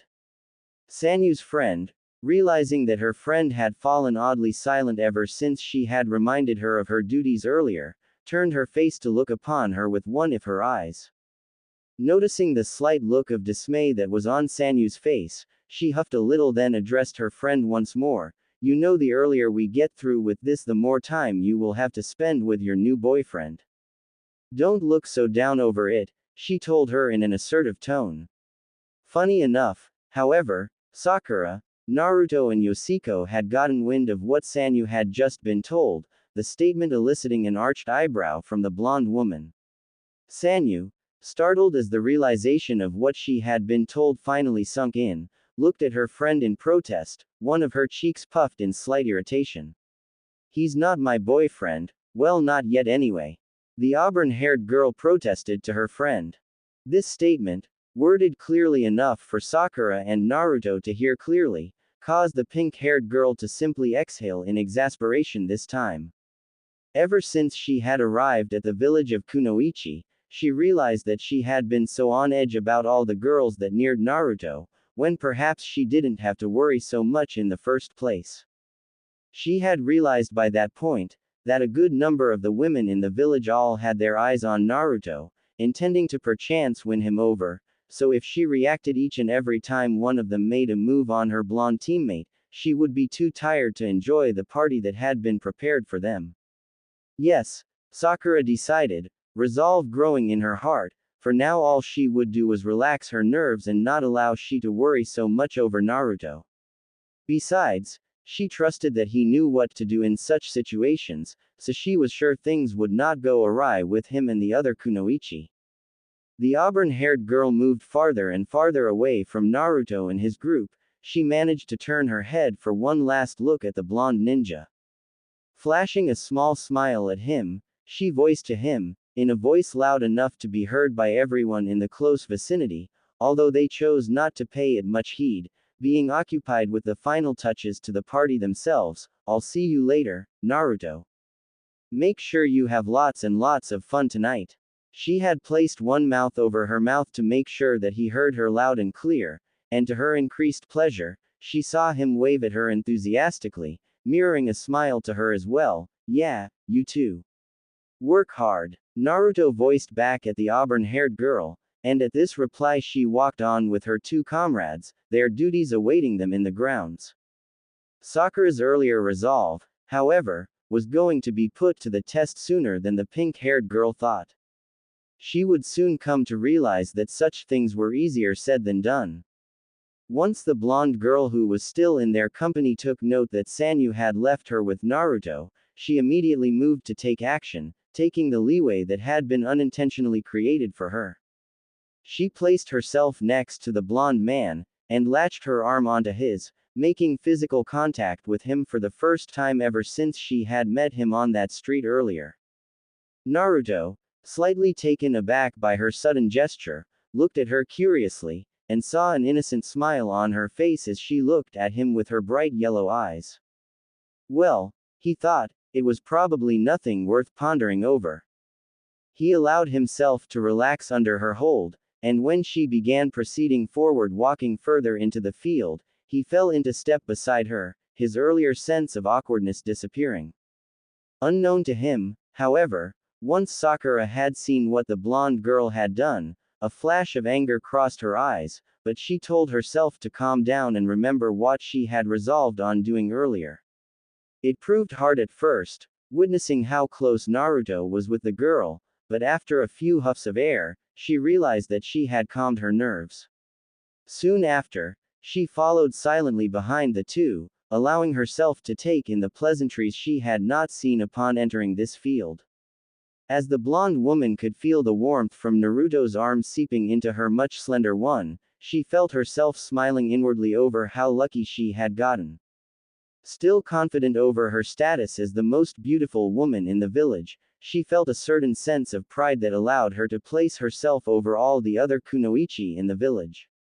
As befitting her status, she deemed it fitting that someone as special as her ought to walk beside someone with a title as fancy as Naruto. She was the queen of Nadeshiko village, and Naruto, being the top of the shinobi world after his heroic acts in the war, was somewhat as king, so she thought it right that the two walk hand in hand to the party. A small part of her wished that such an image would draw the attention of everyone in the village, a wish that was granted mere seconds into her walk with Naruto. The eyes of the girls in the area soon shifted from whatever they were preoccupied with, and they all fell upon the duo of blondes who were in their midst. Naruto, of course, was none the wiser over the slowly growing attention he and his partner were garnering as they walked through the place, his eyes shifting from food stand to food stand, wondering where he was going to start filling his empty stomach from. Behind the two, however, Sakura had also grown self-conscious over all the attention focused on the people ahead of her, but it was then that she noticed something odd regarding the people who now surrounded them. She did not know why she had not realized it earlier, but now that she looked around, she noticed that most of the people in this area were all girls, roughly her age, give or take a few years for some of them. The street they had been on once they had exited Shizuka's office had been populated by mostly middle-aged women, who seemed to be in their 20s or 30s, a few teenagers thrown into the mix. Things now seemed to make more sense for the pink-haired girl, as she came to the conclusion that most of the village's younger population had been all gathered to prepare this festival, eagerly looking forward to surprising the two guests in their midst.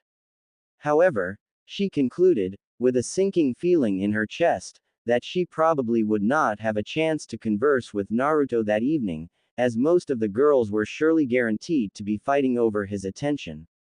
The group of three walked on in silence for a few more minutes, Yoshiko bathing in all the attention and the envy that came her way, before she stopped and lightly tugged on Naruto's elbow for him to stop as well.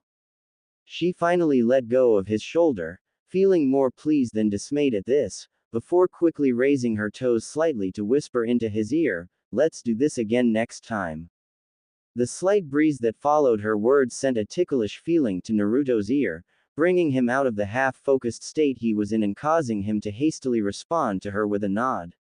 He had not caught on to all she had said, unknown to her, but his response was still enough to cause her to erupt in a smile, spasms of joy welling up in her.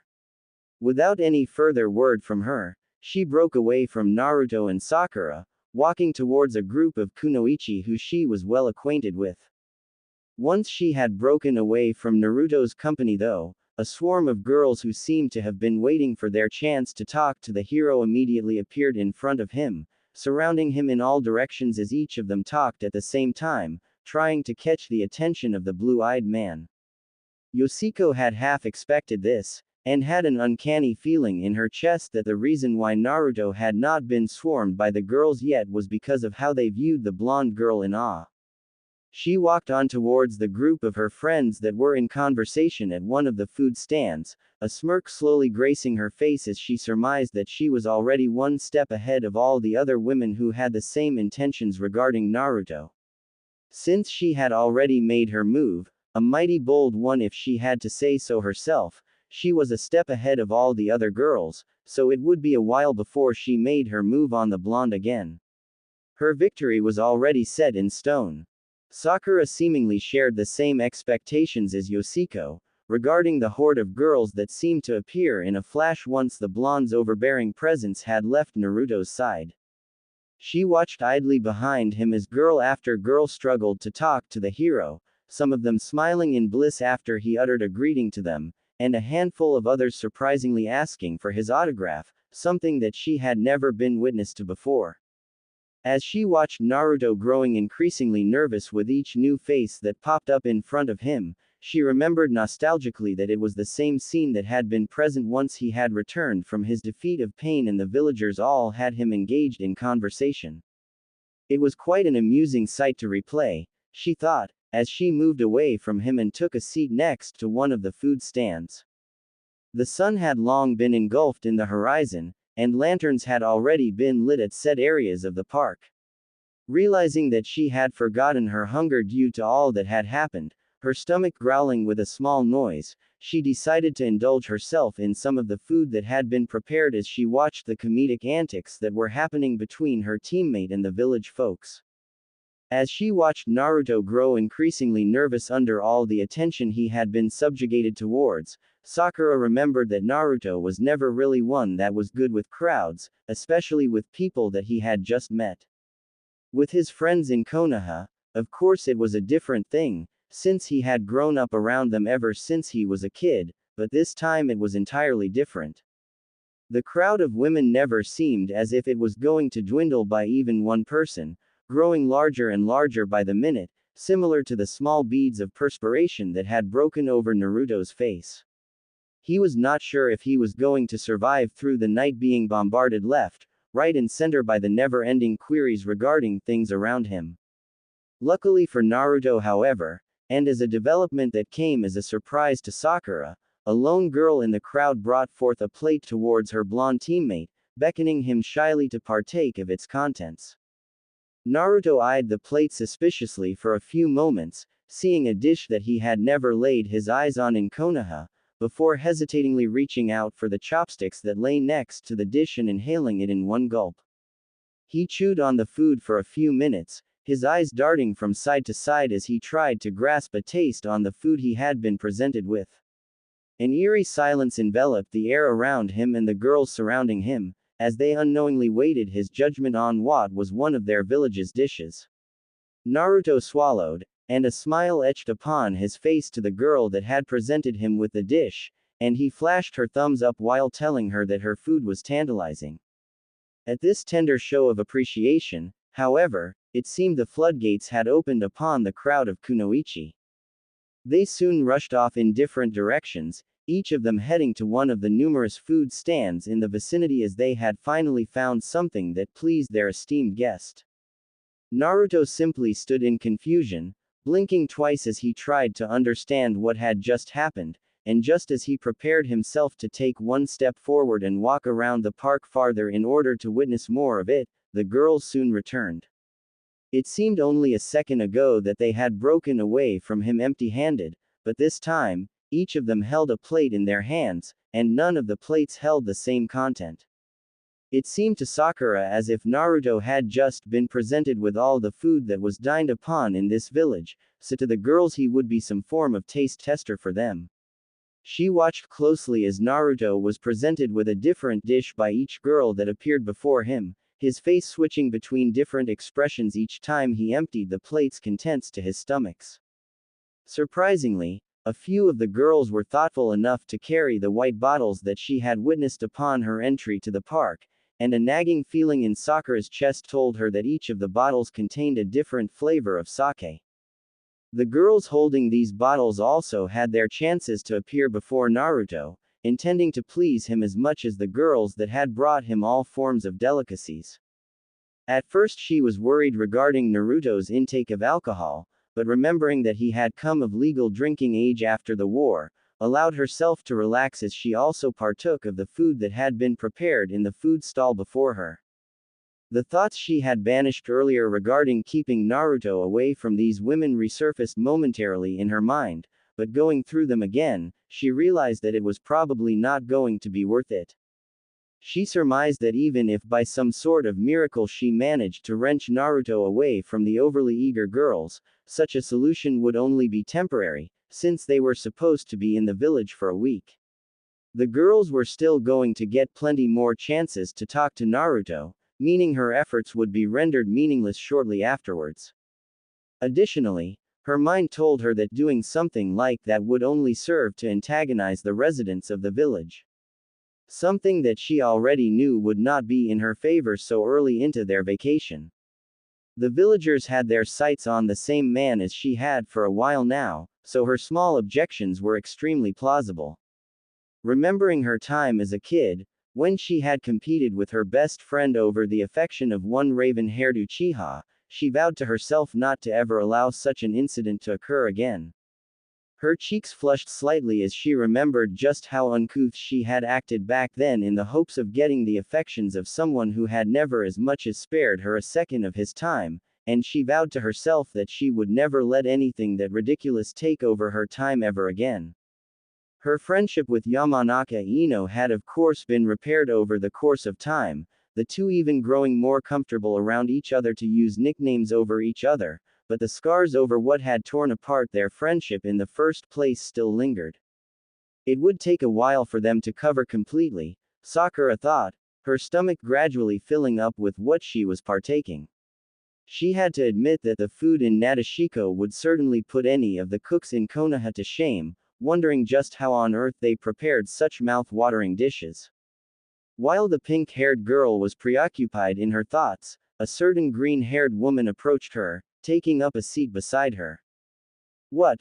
All these girls proved too much for you to handle," she said, making herself comfortable next to the pink-haired girl and calling for her attention. Sakura, brought out of her momentary daze, darted her eyes to the green-haired girl, vividly remembering her as the girl who she had conversed with at the village gates a few hours back. Hinoka, now assured that she had managed to catch Sakura's attention, placed a plate full of almonds next to the pink-haired girl, smiling softly at her and silently offering her the plate of fruit. Sakura, wondering what to make of the green-haired girl since the two had not exactly gotten off on the right foot when they first talked, hesitantly reached out her hand to take one of the almonds, and plopped it in her mouth. It melted on her tongue, filling her mouth with sweetness, and she felt her doubts regarding the green-haired girl's intentions slowly ebbing away. Once she had swallowed the fruit and reached out her hand for another one, she opened her mouth to speak to the green-haired girl for the first time that evening, chuckling a little as she had not expected to run into the girl so soon. "Not really, besides Naruto can talk to any girl he wants to talk to besides me. It's really not something for me to fret over," the pink-haired girl stated matter-of-factly, a confident look in her eyes as she looked into Hinoka's lime-green eyes. Hinoka, taking one of the almonds herself, looked at Sakura silently for a while as she studied the girl's facial expression, paying attention to what she had just said then. Sakura herself had not seemed to realize the implications of what she had said, something Hinoka noted with a growing smirk on her face. You know, she said, placing one of the sweet fruits in her mouth, you just sounded like his girlfriend with what you just said, she stated slyly, allowing the almond to travel down her throat. At this statement, however, Sakura nearly choked on the fruit that was in her mouth, looking back at Hinoka in disbelief. It was just then that she realized the implications of what she had told Hinoka earlier, her cheeks growing slightly beet red at the slight embarrassment she felt. The green-haired girl was not quite done with Sakura yet, opening her mouth to conclude on what she had further realized then, and with that just now, I have the complete answer to the question I asked you at the gate. Now was that too hard? She said, a slight playful tone in her voice as she eyes Sakura curiously. Sakura, having managed to recompose herself and regained the usual color of her cheeks, cleared her throat momentarily as she searched for a way to retaliate at the girl.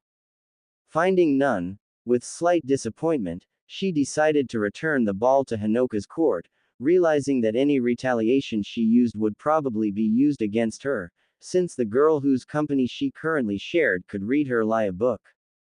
What about you? She started, her confidence slightly waning, but managing to regain control of her shaky voice. Why aren't you joining in their company? It could be your chance to win over the hero of the shinobi world, Sakura stated, as she folded her hands on her chest, inwardly congratulating herself over finding something she was sure Hinoka would not be able to turn against her. To her slight surprise, however, the green-haired girl fell silent for a few minutes. Her eyes focused on Naruto, who was still taking in all the foods that had been placed before him, albeit at a much slower rate than he had been earlier, before she finally opened her mouth to reply to Sakura, her face in an oddly serious expression. HMPH, well, I have to admit it is a really tempting offer, but with stuff like this the right thing to do is bide your time and wait patiently for things to unfold. You could also borrow a leaf from that, she said, looking at Sakura from the side of her face as her attention was still focused on Naruto. Sakura widened her eyebrows in surprise, never expecting to hear such a reply for someone who seemed to ooze with confidence. It was a stark contrast from the slight arrogance that Yoshiko seemed to possess, but somehow she had thought for a while now that Hinoka was the kind of girl who would plunge headfirst for anything she wanted. She had just realized that she had never been more mistaken in her first impressions of someone. The girl seated beside her seemed to be an enigma of a character, more so with her last statement, but oddly enough, Sakura found herself not minding the company of the green head. Perhaps spending the rest of the evening engaged in idle chatter with the woman would not be such a bad prospect, the pink-haired Kunoichi thought, closing her eyes momentarily before finally realizing what she would talk about with Hinoka. Naruto, who was gradually getting fuller and fuller with each dish presented before him, realized that it would be a while before he would be unable to eat anymore.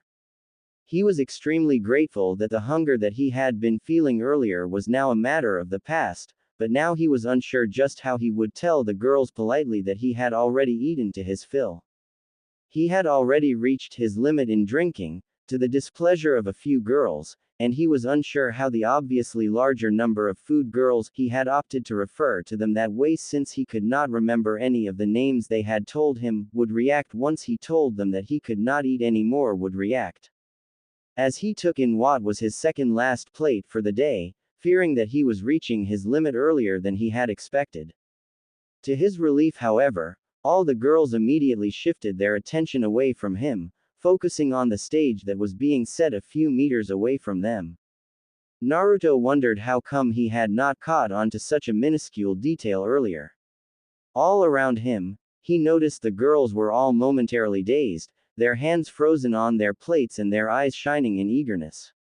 Naruto looked at each of them in confusion, wondering what they were waiting for with much anticipation, before he saw someone walking towards the stage from the opposite side, accompanied by screams and shrieks from the audience. The woman herself was clad in a snow-white kimono, which started from her shoulders, exposing a little of her milky chest and a sizable amount of cleavage that made Sakura feel slightly mortified, and the kimono fell beautifully till her legs. It parted in two just above her knees, the two segments continually separating from each other, giving everyone present a luscious view of her equally milky legs that seemed to be quite the right size. Her hair was jet black, tied up into a bun that was completed with a golden pin that ran through the back of her hair. She had equally dark eyes, and there was a faint shade of red lipstick on her supple lips, and an equally faint shade of the same color upon her rosy cheeks. She was the most refined dancer in Nadeshiko. Her name was Mara. Her dance was said to entrance anyone who bore witness to it, of course even outside the walls of the village. As she walked gracefully to the stage that had been set before her so that she could entertain the villagers and their honored guests with a dance to add to the festive mood that had seized the air, she shifted her eyes to her side, and momentarily captured the gaze of the blue-eyed man who was in the midst of all the villagers. Surprise washed over her, and she momentarily threatened to stop to get a better glimpse of the blonde man, but realizing that she was under the watch of numerous eyes, pressed on until she reached her stage. She had been so preoccupied with preparing for the night's entertainment that she had failed to remember on what account the feast was being held. The news of course had reached her ears that Uzumaki Naruto was in the village, but she had not dwelled on it, as she deemed him a man beneath her stature. However, bearing witness to him now, taking account of the mop of blonde hair on his head that shared the same color as the sun, and his cerulean eyes that bore the same color as the deep blue sea, she realized that she might have been a bit too hasty in her judgment of him. Taking a small bow in front of the crowd that she had unwittingly drawn in, although it was a spectacle that she had witnessed numerous times before, she resolved silently in her heart to dance the best she could that night. Perhaps this night would not be as dull as all the nights that had come and gone in the village, that she had been witness to but had never managed to raise her spirits as they had been raised today.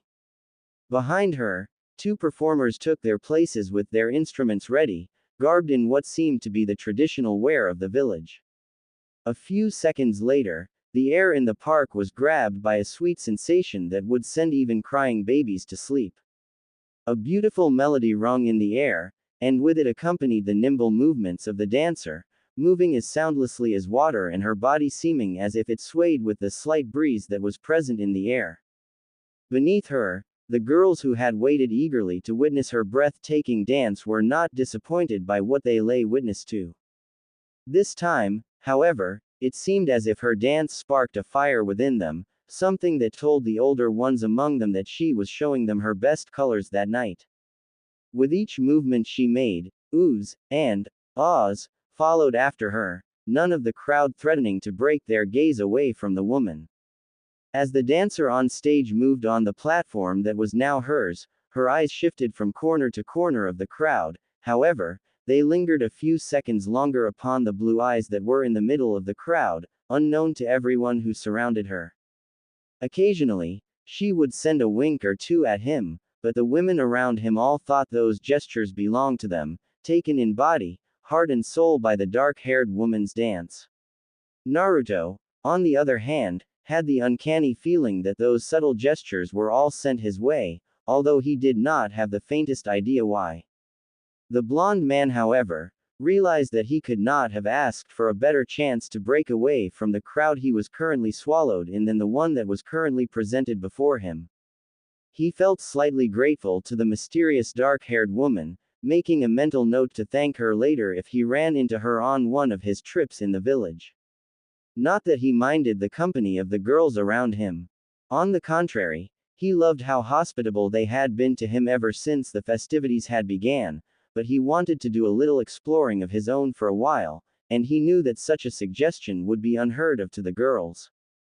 He still had no idea how he would be able to decline their kindness politely, as he made his way through the crowd looking for a way through the back. He noted silently the stark difference that existed between the kunoichi of this village and the kunoichi of his home village. The ones in Nadeshiko seemed a tad more direct than the ones he was used to in Konoha, something he was not sure what to make of as it pleased him and slightly unnerved him at the same time. Once he had broken away from the crowd he had been in and found himself finally able to stretch his arms and legs for the first time in what seemed a millennium, he began looking around for a familiar face that he would be able to hang out with for a while. The first person that had come to mind was his teammate, a bit embarrassed that he had forgotten about her for a while now. His eyes shifted from area to area of the park, looking for any sign of pink hair, but the park was so full that he could barely make out any of the people in it. Dismayed, he folded his hands on his chest, a small pout on his face as he tried pondering over his next course of action. A dark-haired girl, who possessed the same color of eyes as his teammate, popped up in his mind and he wondered how come she had slipped from his mind completely. She was the primary reason that he and Sakura were within the village, which she also served as leader of, so it did not make sense why he had not caught any sign of Shizuka all throughout this celebration. The thought made him a little sad, since the party was held thanks to her efforts, so he wanted to thank her for showing them a good time on their first night in the village. He walked through the park, his eyes darting from food stall to food stall as he looked for any sign of Sakura or Shizuka, before his eyes soon settled on a red shade of hair that was seated under one of the pink-flowered trees. While his mind had been constantly racing all day with a multitude of thoughts, he realized that he would never forget such a lovely shade of red so soon after encountering her at the gate. Akako was currently seated fewer than one of the trees, deeper into the park, seemingly enjoying the solitude she was currently in. Once Naruto had been aware of where she was seating, a slight sense of coldness passed through his body, realizing that he still did not feel that comfortable around the red-haired guard.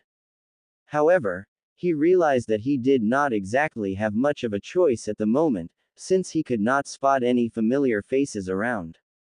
Sanyu and Yoshiko seemed to have disappeared off somewhere, or perhaps they were in the midst of the crows that feasted upon the dancer.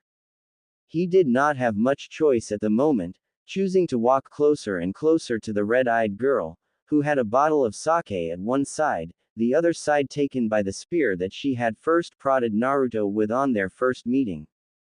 Naruto found himself what on earth would possess someone to cause them to bring a spear to a party, but then again he remembered vividly that upon his first meeting with a certain blonde beauty, she had a sword strapped to her back. She had not opted to drop the sword anywhere en route to the festival ground, so maybe Yoshiko still had her weapon in hand. The thought calmed him down as he was finally a stone's throw away from Akako. The red-haired girl, noticing that someone was drawing nearer and nearer to her, opened her eyes slowly and they came to rest upon Naruto's blue ones. Her hand momentarily moved to the spear that lay at her side before she figured out who it was that approached, but upon realizing it was the boy from that morning, she allowed herself to relax. Naruto, taking this as a sign that he was welcome to share in Akako's company, slowly placed himself on the ground next to the red-haired woman, carefully placing her sake jar on his thigh as he did not want to know what would happen if he accidentally broke it. He had already seen enough of Tsunade's tantrums when she did not find any of the sake bottles she stashed so carefully in her wardrobe. The two sat in silence, Akako still keeping her eyes closed, before she broke the ice that had fallen in place between her and Naruto. "Are you lost?" she asked him, and Naruto was surprised to see that her eyes were open again and they were peering at him curiously. He shifted a little uncomfortably under her stare, rubbing the back of his head nervously as he wondered how he would answer that. A nervous chuckle escaped his lips as he tried to recompose himself, then he said, trying to express confidence, in a matter of speaking, yes. His reply had come out a bit more directly than he had intended, something that surprised him but made him glad since he had stopped shifting nervously. Akako eyed him silently for a few minutes, before slowly raising one of her fingers and pointing in a direction behind Naruto. Naruto wondered why she was doing that, but he nonetheless looked in the said direction, his body slowly arching backwards when his eyes rested upon a blotch of pink hair. He gasped in surprise, wondering why he had not chosen to look in that direction earlier. If you're looking for your teammate, she's over there with Hinoka, Akako stated bluntly, her eyes back to their usual closed manner. Naruto's gaze lingered a while longer in the direction that she had pointed at, taking note of the manner in which Sakura occasionally laughed in her conversation with the green-haired girl. He smiled softly, realizing that she seemed perfectly content in the company she was in, so there was no need for him to butt in and steal away her chance at making her first friend in the maiden village. Pleased, he returned to his usual posture, looking at the boisterous crowd before him that seemed to grow bigger and bigger with each passing minute. Akako caught note of this seemingly unusual behavior, so she decided to ask him, "You're not going to go and join her?" She asked, her eyes focused in him once more. Naruto, realizing just how comfortable he was feeling currently, closed his eyes momentarily, then replied in a much calmer voice, "Nah, she looks like she's having fun with her friend. There's no need for me to do anything." The red-haired woman tilted her head slightly at his response, finding it unbecoming from someone like the blonde, but nonetheless decided to give the matter a rest, mumbling to herself softly, "I see." Naruto then spoke up again, catching the red-haired woman by surprise for the first time that evening. "Besides, you seem like an interesting person yourself, so spending time with you for a while might not be a bad idea." In his excitement at having finally dissolved the nervousness he had been feeling regarding the red-haired woman, Naruto failed to notice that for a split second, her cheeks had turned a fainter shade of color than her hair. Akako was not exactly used to receiving off-handed comments about her personality, or anything about her in general, placing more emphasis in her training more than anything, so she did not know how she was supposed to react in such a situation.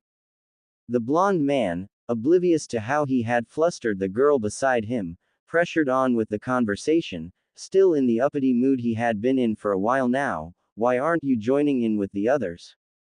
I think you'll have fun if you join in with them." It was more a query than anything, but surprising herself as much as him, the red-haired girl did not pause before answering this time, "I don't especially like gatherings like this one."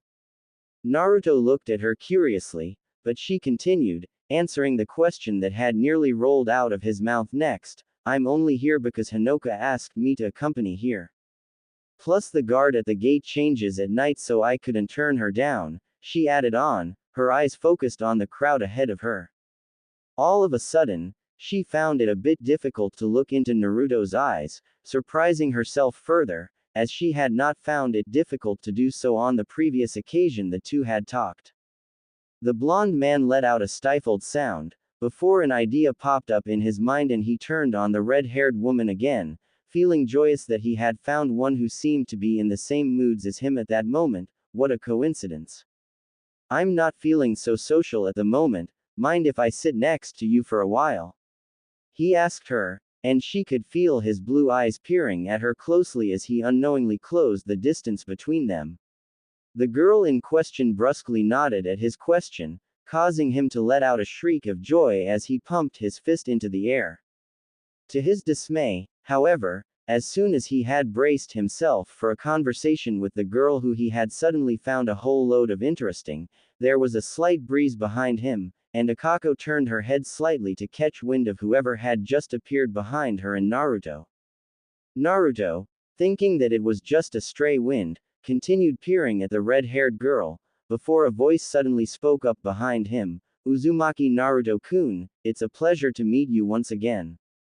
Startled, Naruto nearly jumped out of his skin, but he turned his head to meet the source of the voice. He was surprised to discover that the voice came from someone familiar, remembering that the woman was there the first time he had met Shizuka.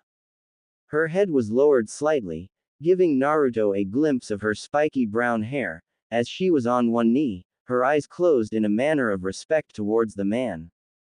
Feeling uncomfortable by a gesture which he felt did not fit him, Naruto moved to stop the girl. No, it's okay Takiwa-san. You don't need to act so formal with me," he started, a bit fidgety as he was not used to being addressed with such formality, especially from someone that he was already acquainted with. The older woman looked slightly upwards, focusing her black orbs on Naruto's blue ones, momentarily looking beside him to take note of the woman in his company. Naruto, pleasantly surprised to see the older woman again, found himself wondering why she had shown up that late, much less without Shizuka, who seemed to always be in her company. She spoke again, disclosing the reason that she had come to the gathering, and clearing Naruto's doubts. Shizuka-sama has sent me here to come get you and show you where you will be taking up residence while staying in our village. Naruto's batted an eyebrow, looking at the dark-eyed woman for a while, before realizing that perhaps lingering longer at the party would not be in his best interests. After all, he was not sure what kind of a schedule he would have in this foreign place, and did not want to impose upon his host so much. Getting up softly from his position on the grass, he dusted himself a bit before moving forward to take his place next to the brown-haired woman. As he moved forward though, he felt a tug at his jacket, and looked down to find Akako tugging at him with one hand. Curiously, he looked at the red-haired girl, who proceeded to fish out something from the grass lying beside her, and seconds later her hand came out with a package that was in the shape of a weapon. Or at least Naruto thought it was. He stretched out his hand slowly and took the package, eyeing it curiously and getting a feel of it while it rested under his grasp. He brought it closer to his face, spinning it to look around, before asking the red-haired girl, "What is it?" Akako, who kept her gaze on Naruto the whole time he had been looking at her package, released his jacket from her small grip and answered him, "It's a welcome present. I thought it would make you feel more welcome here in our village." A warm feeling grew in Naruto's gut at her reply, and he smiled brightly at the girl, bringing his hand to the top of her head and patting her hair slightly. It felt soft. "Thank you, Akako." Before he was taken away via dance step by the older woman that had come to fetch him, he could swear that he had seen the faint outline of a smile on the usually stoic Akako. It was the first sign of happiness that he had seen on her, and somehow, it filled him with satisfaction, giving him a good feeling as he made away from the rest of the people in the festival. A few minutes later, Naruto, who had just been shown the room he was to take residence in, found himself amazed at how splendid the place looked. It was no different from his house in Konoha, with a bed, a lamp and a bathroom plus a toilet, but somehow, it felt more grand. There was much more space than he was used to living in, plus there was adequate ventilation owing to the windows that were in each room. The other rooms of the house, which included the kitchen, sitting room and dining room, were way bigger than his, and he could not help but smile at the affection he could feel placed into making this room. He decided that he was going to do the villagers a favor and take extra care of the room, something that he seldom did when he was in Konoha. Once he was done looking around the house, he decided to take a long nap, while thinking of what he was going to do the next day. He placed Akako's package on the table next to his bed, deciding that he would unwrap it the following morning, and offer his thanks to the woman no matter what he found inside. He had placed himself atop his bed and was just about to call it a day, when he heard a knock on the door of his sitting room. Perplexed, he extricated himself from the bed and walked towards the door, wondering who on earth had decided to pay him a visit when it was that dark. It must have already been midnight, as the full moon was already sky high. As he slowly turned the door knob, his first thought was that it was his pink-haired teammate, something that caused his heart to skip a beat. If it really was Sakura, then he was certain that this would be the perfect icing on the cake that had been that festival, something nice that would top off the long and strenuous day that he had. Swinging the door open and being hit by a small gust of wind that sent his hair flowing backwards, he found himself looking into a green pair of orbs. However, they were not Sakura's. "Shizuka?" the blonde man asked, surprised. A few minutes after that too, Sakura was walking on the street that led to where she had been told Naruto was taking residence by Hinoka. With each step she took, she felt herself getting dizzier and dizzier, her head growing lighter and her vision growing dangerously blurry. Somewhere along some lines in the party, Hinoka had coerced her into taking a few gulps of the sake, insisting that it was prepared on account of Naruto and Sakura, and if she refused to take it, it would be an insult to the hospitality of Nadeshiko. Sakura had finally given in, but had forgotten one crucial thing. She could not hold her bottle. A drinking session in the past with her master that had been a result of a bet had made this crystal clear to her. She struggled to make herself walk straight, but a few steps later had her wobbling dangerously. She had already settled into her residence, courtesy of the green-haired girl who was sort of her friend, so all she needed now was to see Naruto and make sure that he was okay, wish him a good night, then call it a day. However, with the pace she was walking with, she was not sure whether she would be able to make it to his house in one piece. Finally reaching his front door, after what seemed an eternity of walking, she recomposed herself and prepared to knock on his door, thanking Kami that she had managed to shake off the worst of her hangover. Before she could place a hand on the door, however, she heard the mumbling of voices in the house, something that caught her completely by surprise. She realized that there was no way her teammate could be talking to himself, no matter how much of an idiot he was, coming to the conclusion that there was someone else in the room with him at that moment. She could not fathom what on earth someone would be doing at someone else's residence in the darkness of the night, when the only source of light originated from the lamps erected at certain positions of the street. At first, she had opted to leave and come back in the morning, but her curiosity got the better of her, making her want to find out who it was that had paid Naruto a late-night visit.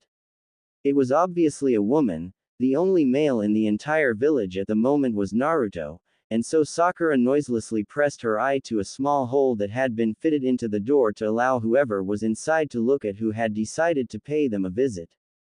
The first thing she saw when she had pressed her eye to the hole was her blonde teammate, and he was standing opposite a dark-haired woman. Sakura did not need to be told that the woman was Shizuka. She had taken note of the medium-sized hair that the woman sported when she was in her office earlier. Sakura wondered what had caused her to visit Naruto so late into the night, thinking to herself that if it was such an important matter it could wait a few more hours into the morning. The two seemed to be in some conversation, causing the increasing nervousness in Sakura to quell a bit, and she silently exhaled in relief, wondering what had caused her to get so riled up in the first place. Shizuka was Naruto's friend, so such a thing was perfectly normal, of course. However, what followed next could hardly be considered normal between people who referred to each other as friends. It seemed to happen in slow motion. As Sakura was about to avert her gaze from the two conversing people, Shizuka stood on her toes, and planted a kiss on Naruto's lips, to Sakura's utter shock. Half an hour before Sakura's arrival, Naruto was surprised to find the dark-haired village leader standing at the entrance to his newly acquired room, but it was still a pleasant one nonetheless, as he had not seen her ever since he had left her office earlier that day. "I didn't see you at the party today. Were you busy?" he asked. She allowed herself into the blonde man's house, and Naruto stepped aside a little to allow the girl to enter. "A little, plus I wanted to see you in private," Shizuka responded, resting the small of her back on one of the tables present in Naruto's living room at that moment. She folded her arms at her chest as she regarded the man before her with her green orbs. Naruto rubbed the back of his head sheepishly. "Well, here I am now." He grinned at the girl, before lowering his arm to rest at his side. "What did you want to talk about?" he asked Shizuka. "First things first, Naruto," Shizuka responded in a matter-of-fact tone, before continuing, "How was the party? Did you love it?" Naruto had to ponder a little before answering the question. There was a slight tinge of red on his cheeks when he opened his mouth to respond this time, something that Shizuka did not miss. He looked to the side in an attempt to abate his embarrassment. Hee, well, okay, if I was to be honest, it felt better than the ones in Konoha.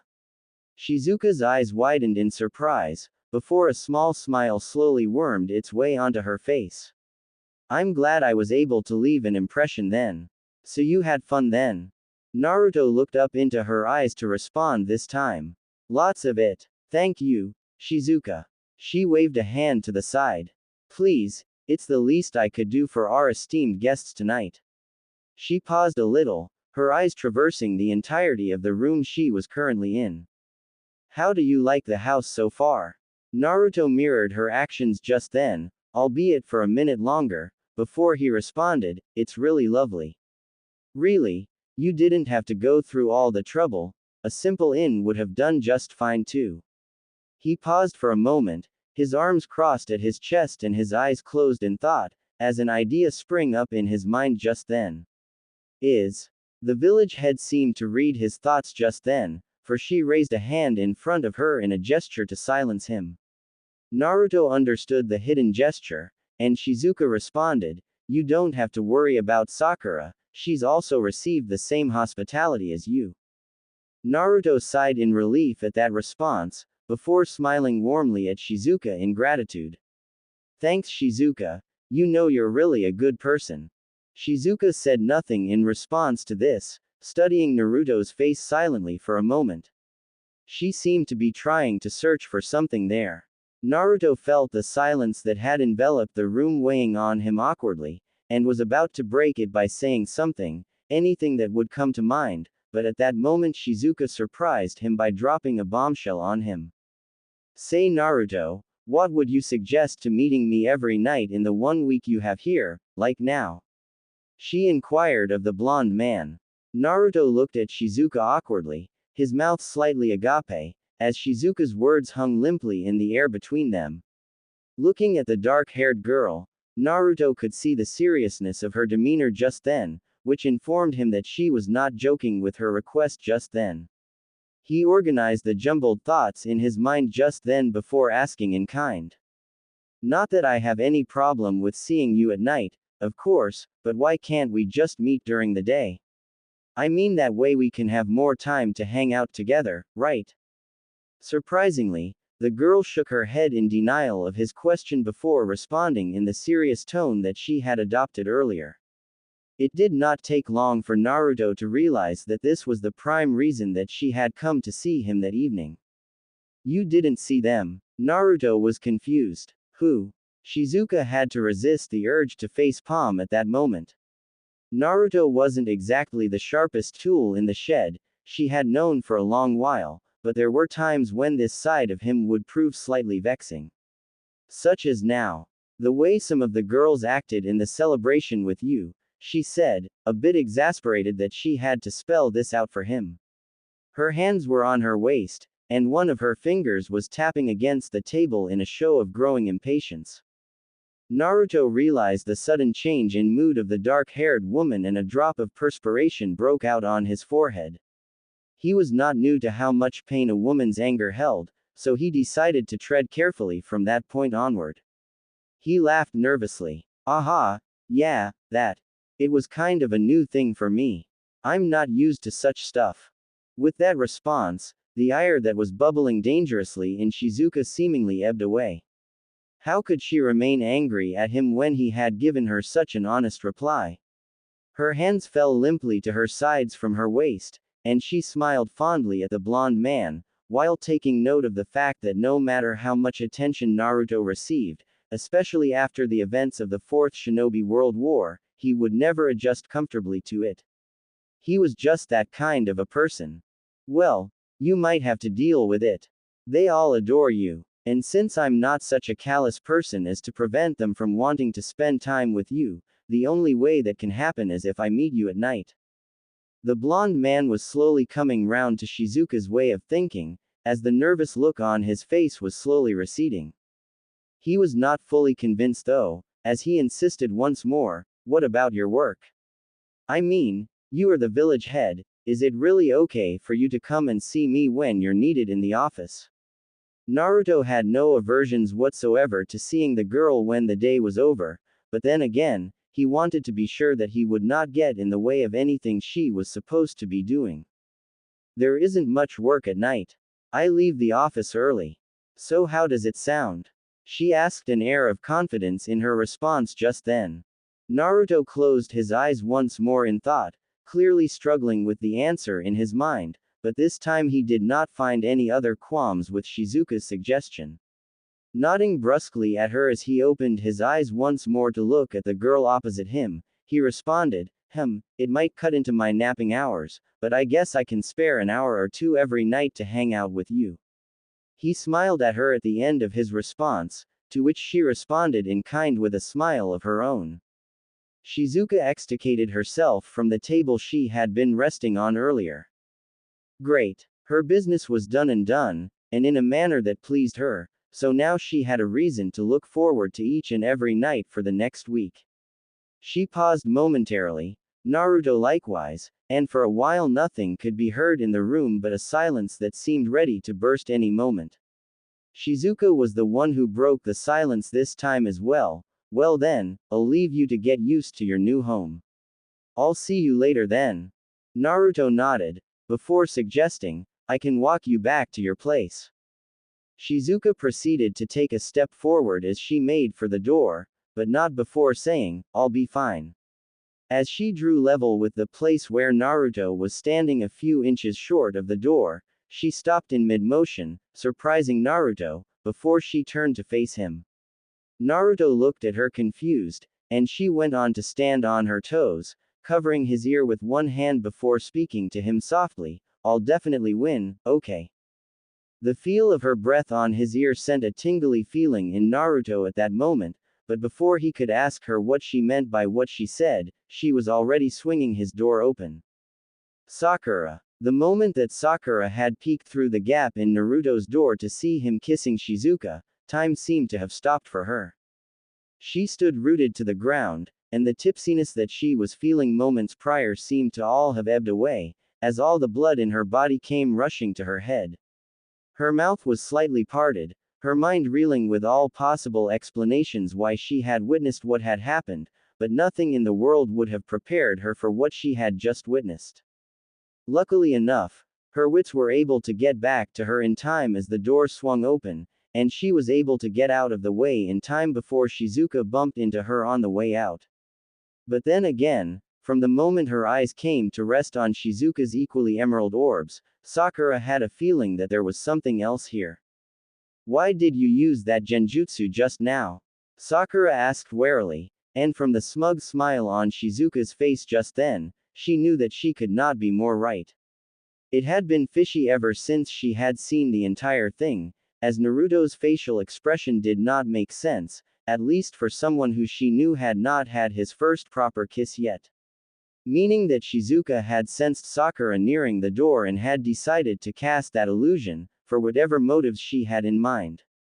The glum smile never left Shizuka's face as she rested one arm on the door, towering over Sakura from the lone step that separated the inside of Naruto's door from the outside. It was just a greeting. There was a dark tone in Shizuka's reply just then, something that Sakura opted to overlook as she was not sure she wanted to start an argument with the dark-haired woman there. Shizuka did not seem too keen on lingering longer at the door and prolonging the exchange between her and Sakura, as she turned to the side and slowly began descending the short steps that led away from Naruto's home. Sakura sighed in relief, glad that her encounter with Sakura had not turned into something ugly, but the dark-haired woman was not quite done yet. A few paces away from the final step, she stopped, and then glanced from the corner of her eye at Sakura. The pink-haired girl's breath caught in her throat, and Shizuka spoke up. It was in a subdued tone, which only Sakura could hear. You've already had your chance with him. With that, she was gone, leaving Sakura to ponder over the meaning of her last words to her. She stood in front of Naruto's door for a few minutes longer, a slight breeze beating at her legs, but she did not feel it. It took a while for her to finally catch on to Naruto calling out to her, as he now stood in front of her at the doorstep. His blue eyes framed her vision, and she nearly leapt backwards in surprise from their close proximity at the moment. Sakura-chan, are you okay? I didn't see you the whole evening. Where were you? He proceeded to usher her inside his house with the wave of her hand.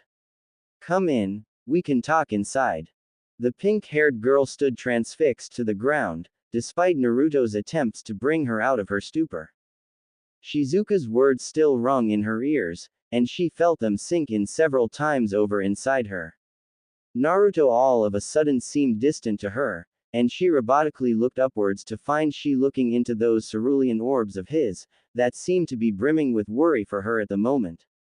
She said nothing for a moment, before finally opening her mouth to speak up her first words to him ever since they went their separate ways that evening. No, it's okay. I just came to say goodnight. Naruto still had that worried gaze on her, and for a moment she wanted nothing but to wrap herself in those big strong arms of his, but she managed to restrain herself. With a bit of difficulty, she walked away from him, leaving him to stare only at her retreating form. Sakura-chan, he called out to her weakly. Had something happened to her while he wasn't there? He felt his worry deepen. She did not even look at him as she spoke up a second time. I'll talk to you later. Good night. With that, the pink-haired girl retired to her quarters for the night, leaving in her wake a worried Naruto. The next day, morning. Akako was always an early bird, for as long as she could remember. Perhaps this could explain why as the first rays of the sun were making their way into the horizon, her eyes were already wide open. The red-haired woman lay in her bed, still in her white nightgown, her eyes fixed on the ceiling above her. She turned slowly to her side, peering out of her window to look at the red glow that was cast over the land. The events from the previous night slowly replayed in her mind, and she raised her hand to blow away a strand of hair that had fallen across her face. The night had been all but dismal to the red-haired girl. Originally, it had not been in her plans to attend the festivities. After all, it had not been mandatory for every villager to be there. Akako had been planning to rest early in the evening in preparation for returning to her usual routine the following day. Her plans were all thwarted, however, when Sanyu had shown up before her and literally begged her to show up at the party, insisting that she would not regret it.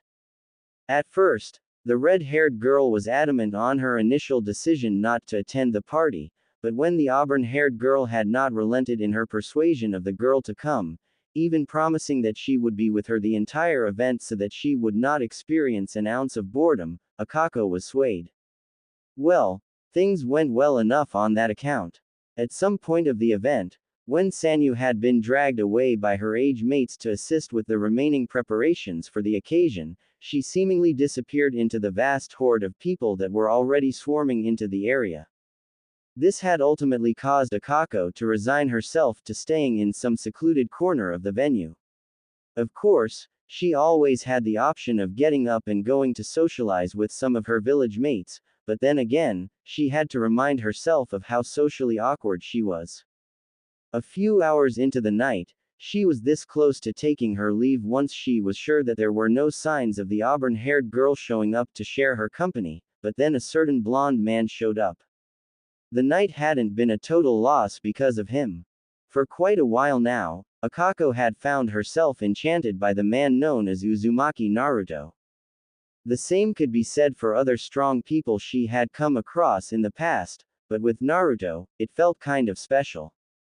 Strength had always fascinated her, and she had been interested in Naruto ever since she had heard of his heroics in the Fourth Shinobi World War. Only a truly strong man was able to rally up all those troops from the 5 great ninja nations, and even when they were defeated, still go on by him and manage to defeat the enemies that were threatening the world. Of course, Naruto had not done it alone, she was well aware of, but since he was the only one in the village then, she could not help but wonder just how deep his strength ran. Perhaps that was what had caused her to challenge him a little at the entrance to the village gate when she had first encountered him. Her hand slowly moved to the dagger that lay near her bedside. Akako was never a person to sleep haphazardly, she was always ready for action, as she had always believed a truly capable enemy would not hesitate to attack their target even as they slumbered. As her hand slowly ran over the surface of the cold metal, she could feel herself slowly come alive and her excitement for the day slowly bubbled up in her. Yes, this was it. She only felt truly alive when there was a weapon in her hand, or if she was training or dueling an opponent. Still, another set of memories prodded at her mind at the feel of the cold, hard steel, and she remembered vividly how she had handed Naruto the wrapped package the previous evening. It went without saying that he had provided enjoyable company, more than she had expected from the likes of him. She had been slightly dismayed when Takiwa had shown up to whisk him away, but glad nonetheless that she was able to bequeath him with a memento of her own. Perhaps the strange connection she felt to Naruto had been what had driven her to get him such a memento. She couldn't place her finger on what it was exactly, but she was not about to let it bother her, as she had a long day before her. Getting off slowly from her bed, Akako prepared herself for the long day ahead of her. Naruto. The blonde man woke up with a start, mulling over how he was unable to get adequate sleep the previous night. The events that had happened after the party were still fresh in his mind, particularly Sakura's unreadable expression once she had shown up in front of his house. That had definitely not been a good sign. Normally he would have chosen to sleep longer while pondering over what had happened, but in the state he was currently, sleep was one of the furthest priorities in his mind.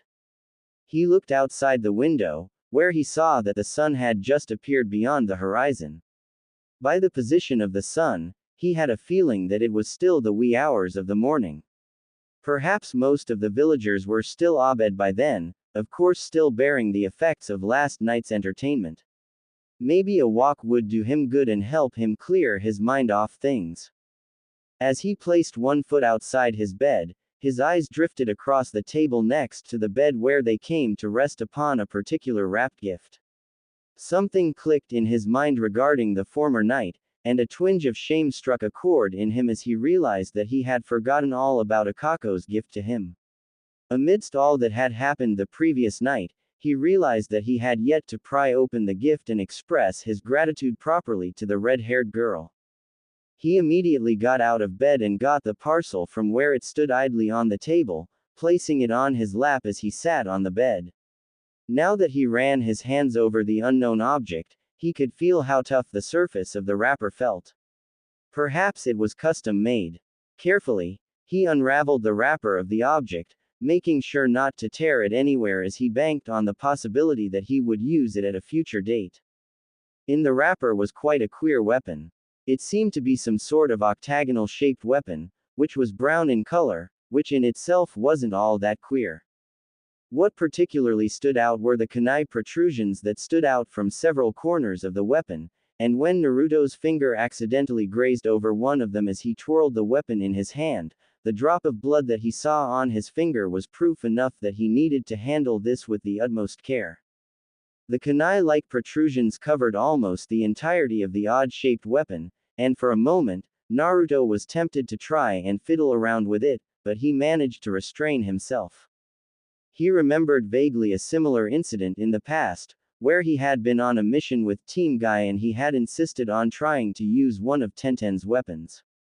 The brown-haired girl had refused vehemently, saying that he would injure him unnecessarily, although with enough pestering Naruto had managed to get her to offer him the weapon for a while. The blonde idiot, in his haste to learn how the weapon worked, had nearly lost his hand according to Tenten's harsh reprimands, and since that day, he had vowed not to handle any sort of ninja weapons haphazardly. They carried a greater risk than he had originally thought. Carefully and tenderly, he wrapped the weapon in its wrapper, mentally glad that he had not chosen to rip through the wrapper like he would when he ordered ramen from the shops. Stretching out his stiff and sore limbs, he decided that one of the orders of business that day was to seek out the red-haired girl and seek her assistance on how to use the weapon. It did look like quite a unique weapon, and not using it seemed like such a great waste since it was one of the few gifts he had ever received in his life. He decided to clad himself in a plain white shirt that day and dark pants, and the usual dark sandals that adorned his feet, and as he swung the door open that day, the rays of sun that beat on his skin faintly from the distance were an omen that things would be good that day. A walk would help him organize what he would do that day, plus clear his mind. He had not expected to run into the red-haired beauty so soon that day. As he set his foot off the last step and onto the earth, from the corner of his eye, he caught a glimpse of Scarlet. Turning his head to the side, He saw Akako walking silently past the edge of his house, her red hair flailing freely with the slight breeze that was in the air at that moment. She looked really beautiful. Hastily, he rushed back into the house and grabbed the wrapped weapon from his bedside, and in the next 5 minutes, he was already a few paces behind the red-haired girl. She did not seem to have caught on Naruto's presence behind her, or if she did, she seemed too preoccupied at the moment. Her sword was strapped at her back, and she was clad in a pink top, accompanied by a dark blue pair of shorts that reached just below her waist. On her legs were a pair of mesh stockings and her hair fell freely to her shoulders. She had not tied it up like she had the first time Naruto had met her. "Hey, Akako," Naruto greeted behind her, tapping her slightly on the back once he had drawn level with her. The slightly shorter girl stopped in mid-motion, surprised that she had not sensed someone get so close to her, but she turned to face the source of that familiar voice. Her red eyes fell on the blonde boy, and with a slight sensation of surprise, she realized that it was the first time that anyone had gotten so close to her without her sensing it. Was this another strange effect brought about by the blonde man? She had not expected to run across him at all that day, but she found that she did not mind him being the first soul she had interacted with that morning. In his other arm, he was holding the wrapped package that she had given him last night. A small feeling of dejection cropped up in her heart, as she surmised that he was displeased with the present and had chosen to hand it back to her, but she did not mull over these thoughts long as Naruto addressed her once more. "Where are you going?" His face was beaming with curiosity as he stared eagerly at the red-haired girl. She averted her gaze away from him and looked somewhere to her side. "To the training ground," she responded curtly, before turning back and heading in her initial destination. Naruto was unfazed by her action, instead amazed by what she had just told him. "So there are training grounds here too," he said to himself more than her, but when he became aware of the fact that she was slowly increasing the distance between her and him, he found himself conflicted by whether to go with her or go on with his earlier plans of a walk. Folding his arms across his chest, he closed his eyes in thought, weighing the two decisions in his mind. Of course, a walk would be more peaceful, but somehow, after being deprived of action for so long, he found himself craving a bit of it to kickstart his day in style. The first memory of when he encountered Akako resurfaced in his mind, and he remembered how she had nearly lopped his head off when he had first met her. It scared him a little, of course, but he had soon come to realize that first impressions could be very deceiving. His mind was set. Drawing level with her and walking by her side, he asked her, "Can I come with you to the training ground? I won't get in your way, just seeing it is enough for me." He placed his hands behind his head, after making sure that the weapon was well tucked away in his pocket, which, to his surprise, it fit perfectly, looking from the corner of his eye at the red-haired girl for any sign of a response, but she said nothing. It was okay though. Naruto had realized that she was this kind of a person at the party last night. He took her silence as a sign of affirmation, before pressing on with the conversation. "So, how did the rest of the party go last night?" he asked her, but doubtful that she would answer his question. She stayed silent for a while, and Naruto found himself wondering whether he had made the right choice by coming with her that morning, but to his surprise, she finally spoke up, "Uneventful, I guess. I didn't linger long after you left, so I'm not sure how the rest of the party went." Naruto's eyes widened momentarily in surprise as his head was still reeling with the fact that she had actually responded, but he wasted no time in keeping up with his end of the conversation. "Yeah, about that, I'm sorry I couldn't stay with you longer. If Takiwa hadn't shown up I would have stayed with you till the end of the party," Naruto said, and he rubbed the side of his head awkwardly in a show of apology. He felt slightly bad that just as things were getting interesting with the red-haired girl the former night, Shizuka's assistant had to show up and take him elsewhere.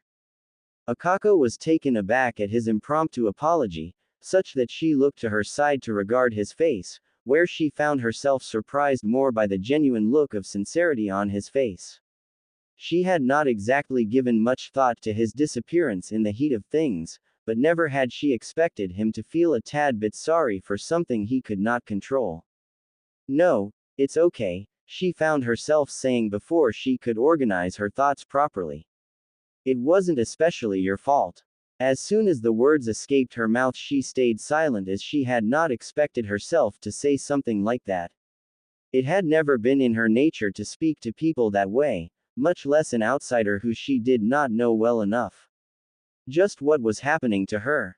Really? Thanks, Akako, Naruto remarked, a hint of awkwardness still present in his voice, after which followed nothing but silence between the duo of shinobi.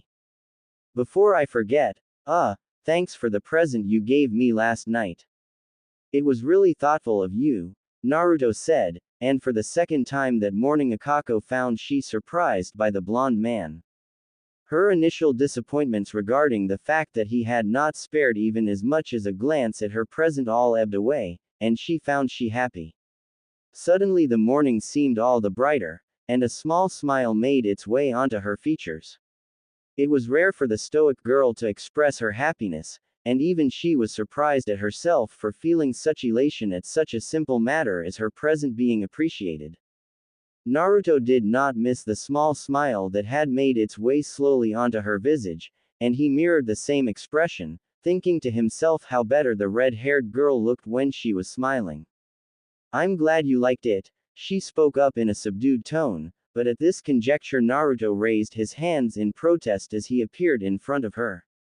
She stopped moving as she regarded the man before her, not sure just what expression he had on his face at that moment. There was a bead of sweat on Naruto's forehead, and a nervous smile on his face, as he tried to find the best way possible to voice the next part of his statement. Akako, as much as I love the present, I'm kinda embarrassed to say this, but well, I don't know how I'm supposed to use it, he managed to say finally, in a much lower tone than he usually spoke up. Naruto was not exactly the type of person to admit whenever he was experiencing difficulty with something, since he always viewed it as a blow to his pride. He believed in besting everything he could with his abilities. To his surprise, however, the red-haired girl raised a hand to her mouth, where soft continuous sounds came from. It took Naruto moments later to learn that she was giggling. It was the first time he had seen that side of her, he surmised, but he decided not to say anything as she seemed as if she had more she wanted to add on. The series of giggles didn't last long, and Akako said in an amused tone, seriously. That's one of the basic weapons used here in Nadeshiko village. Even untrained kunoichi can use them. Naruto raised his arms in the air in defeat, somehow that makes me feel even bad about myself. His shoulders were slouched and there was a depressed look on his face, which Akako found increasingly amusing as the blonde man returned to his initial position beside her. She clasped her hands behind her, and then said in a giddy manner, "It's okay. I'll show you how to use it." If she were to be entirely candid with herself, a small part of her was happy that Naruto did not have the slightest inkling how to use the weapon.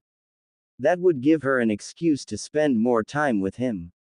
Akako made a corner at the end of a row of buildings, before coming to a stop. Naruto did the same, and before him, stretched out a vast horde of grassland, strewn with trees at specific places. It was a sharp contrast from the earth-laden ground they were on, and Naruto could not help but be impressed by how much land was allocated to honing shinobi skills. The grassland itself did not seem all that different from the training grounds in Konoha, save for the lack of the trio of posts in the middle of the Leaf Village's training area. It provided a soothing sight to watch. Don't just dawdle around there. Let's go, Akako said to Naruto, bringing him out of the stupor he was in, and the red-haired girl proceeded to walk forward and leave the last bit of earth behind her. Stepping on the grass felt as refreshing as it did every morning. Naruto followed suit, but before he was about to take his place behind the red-haired girl, there was a flash of yellow that crossed just beneath his line of vision. Before he could wrap his head around what it was, He saw the girl ahead of him momentarily disappeared, and there was a resounding thud as someone impacted with the grass.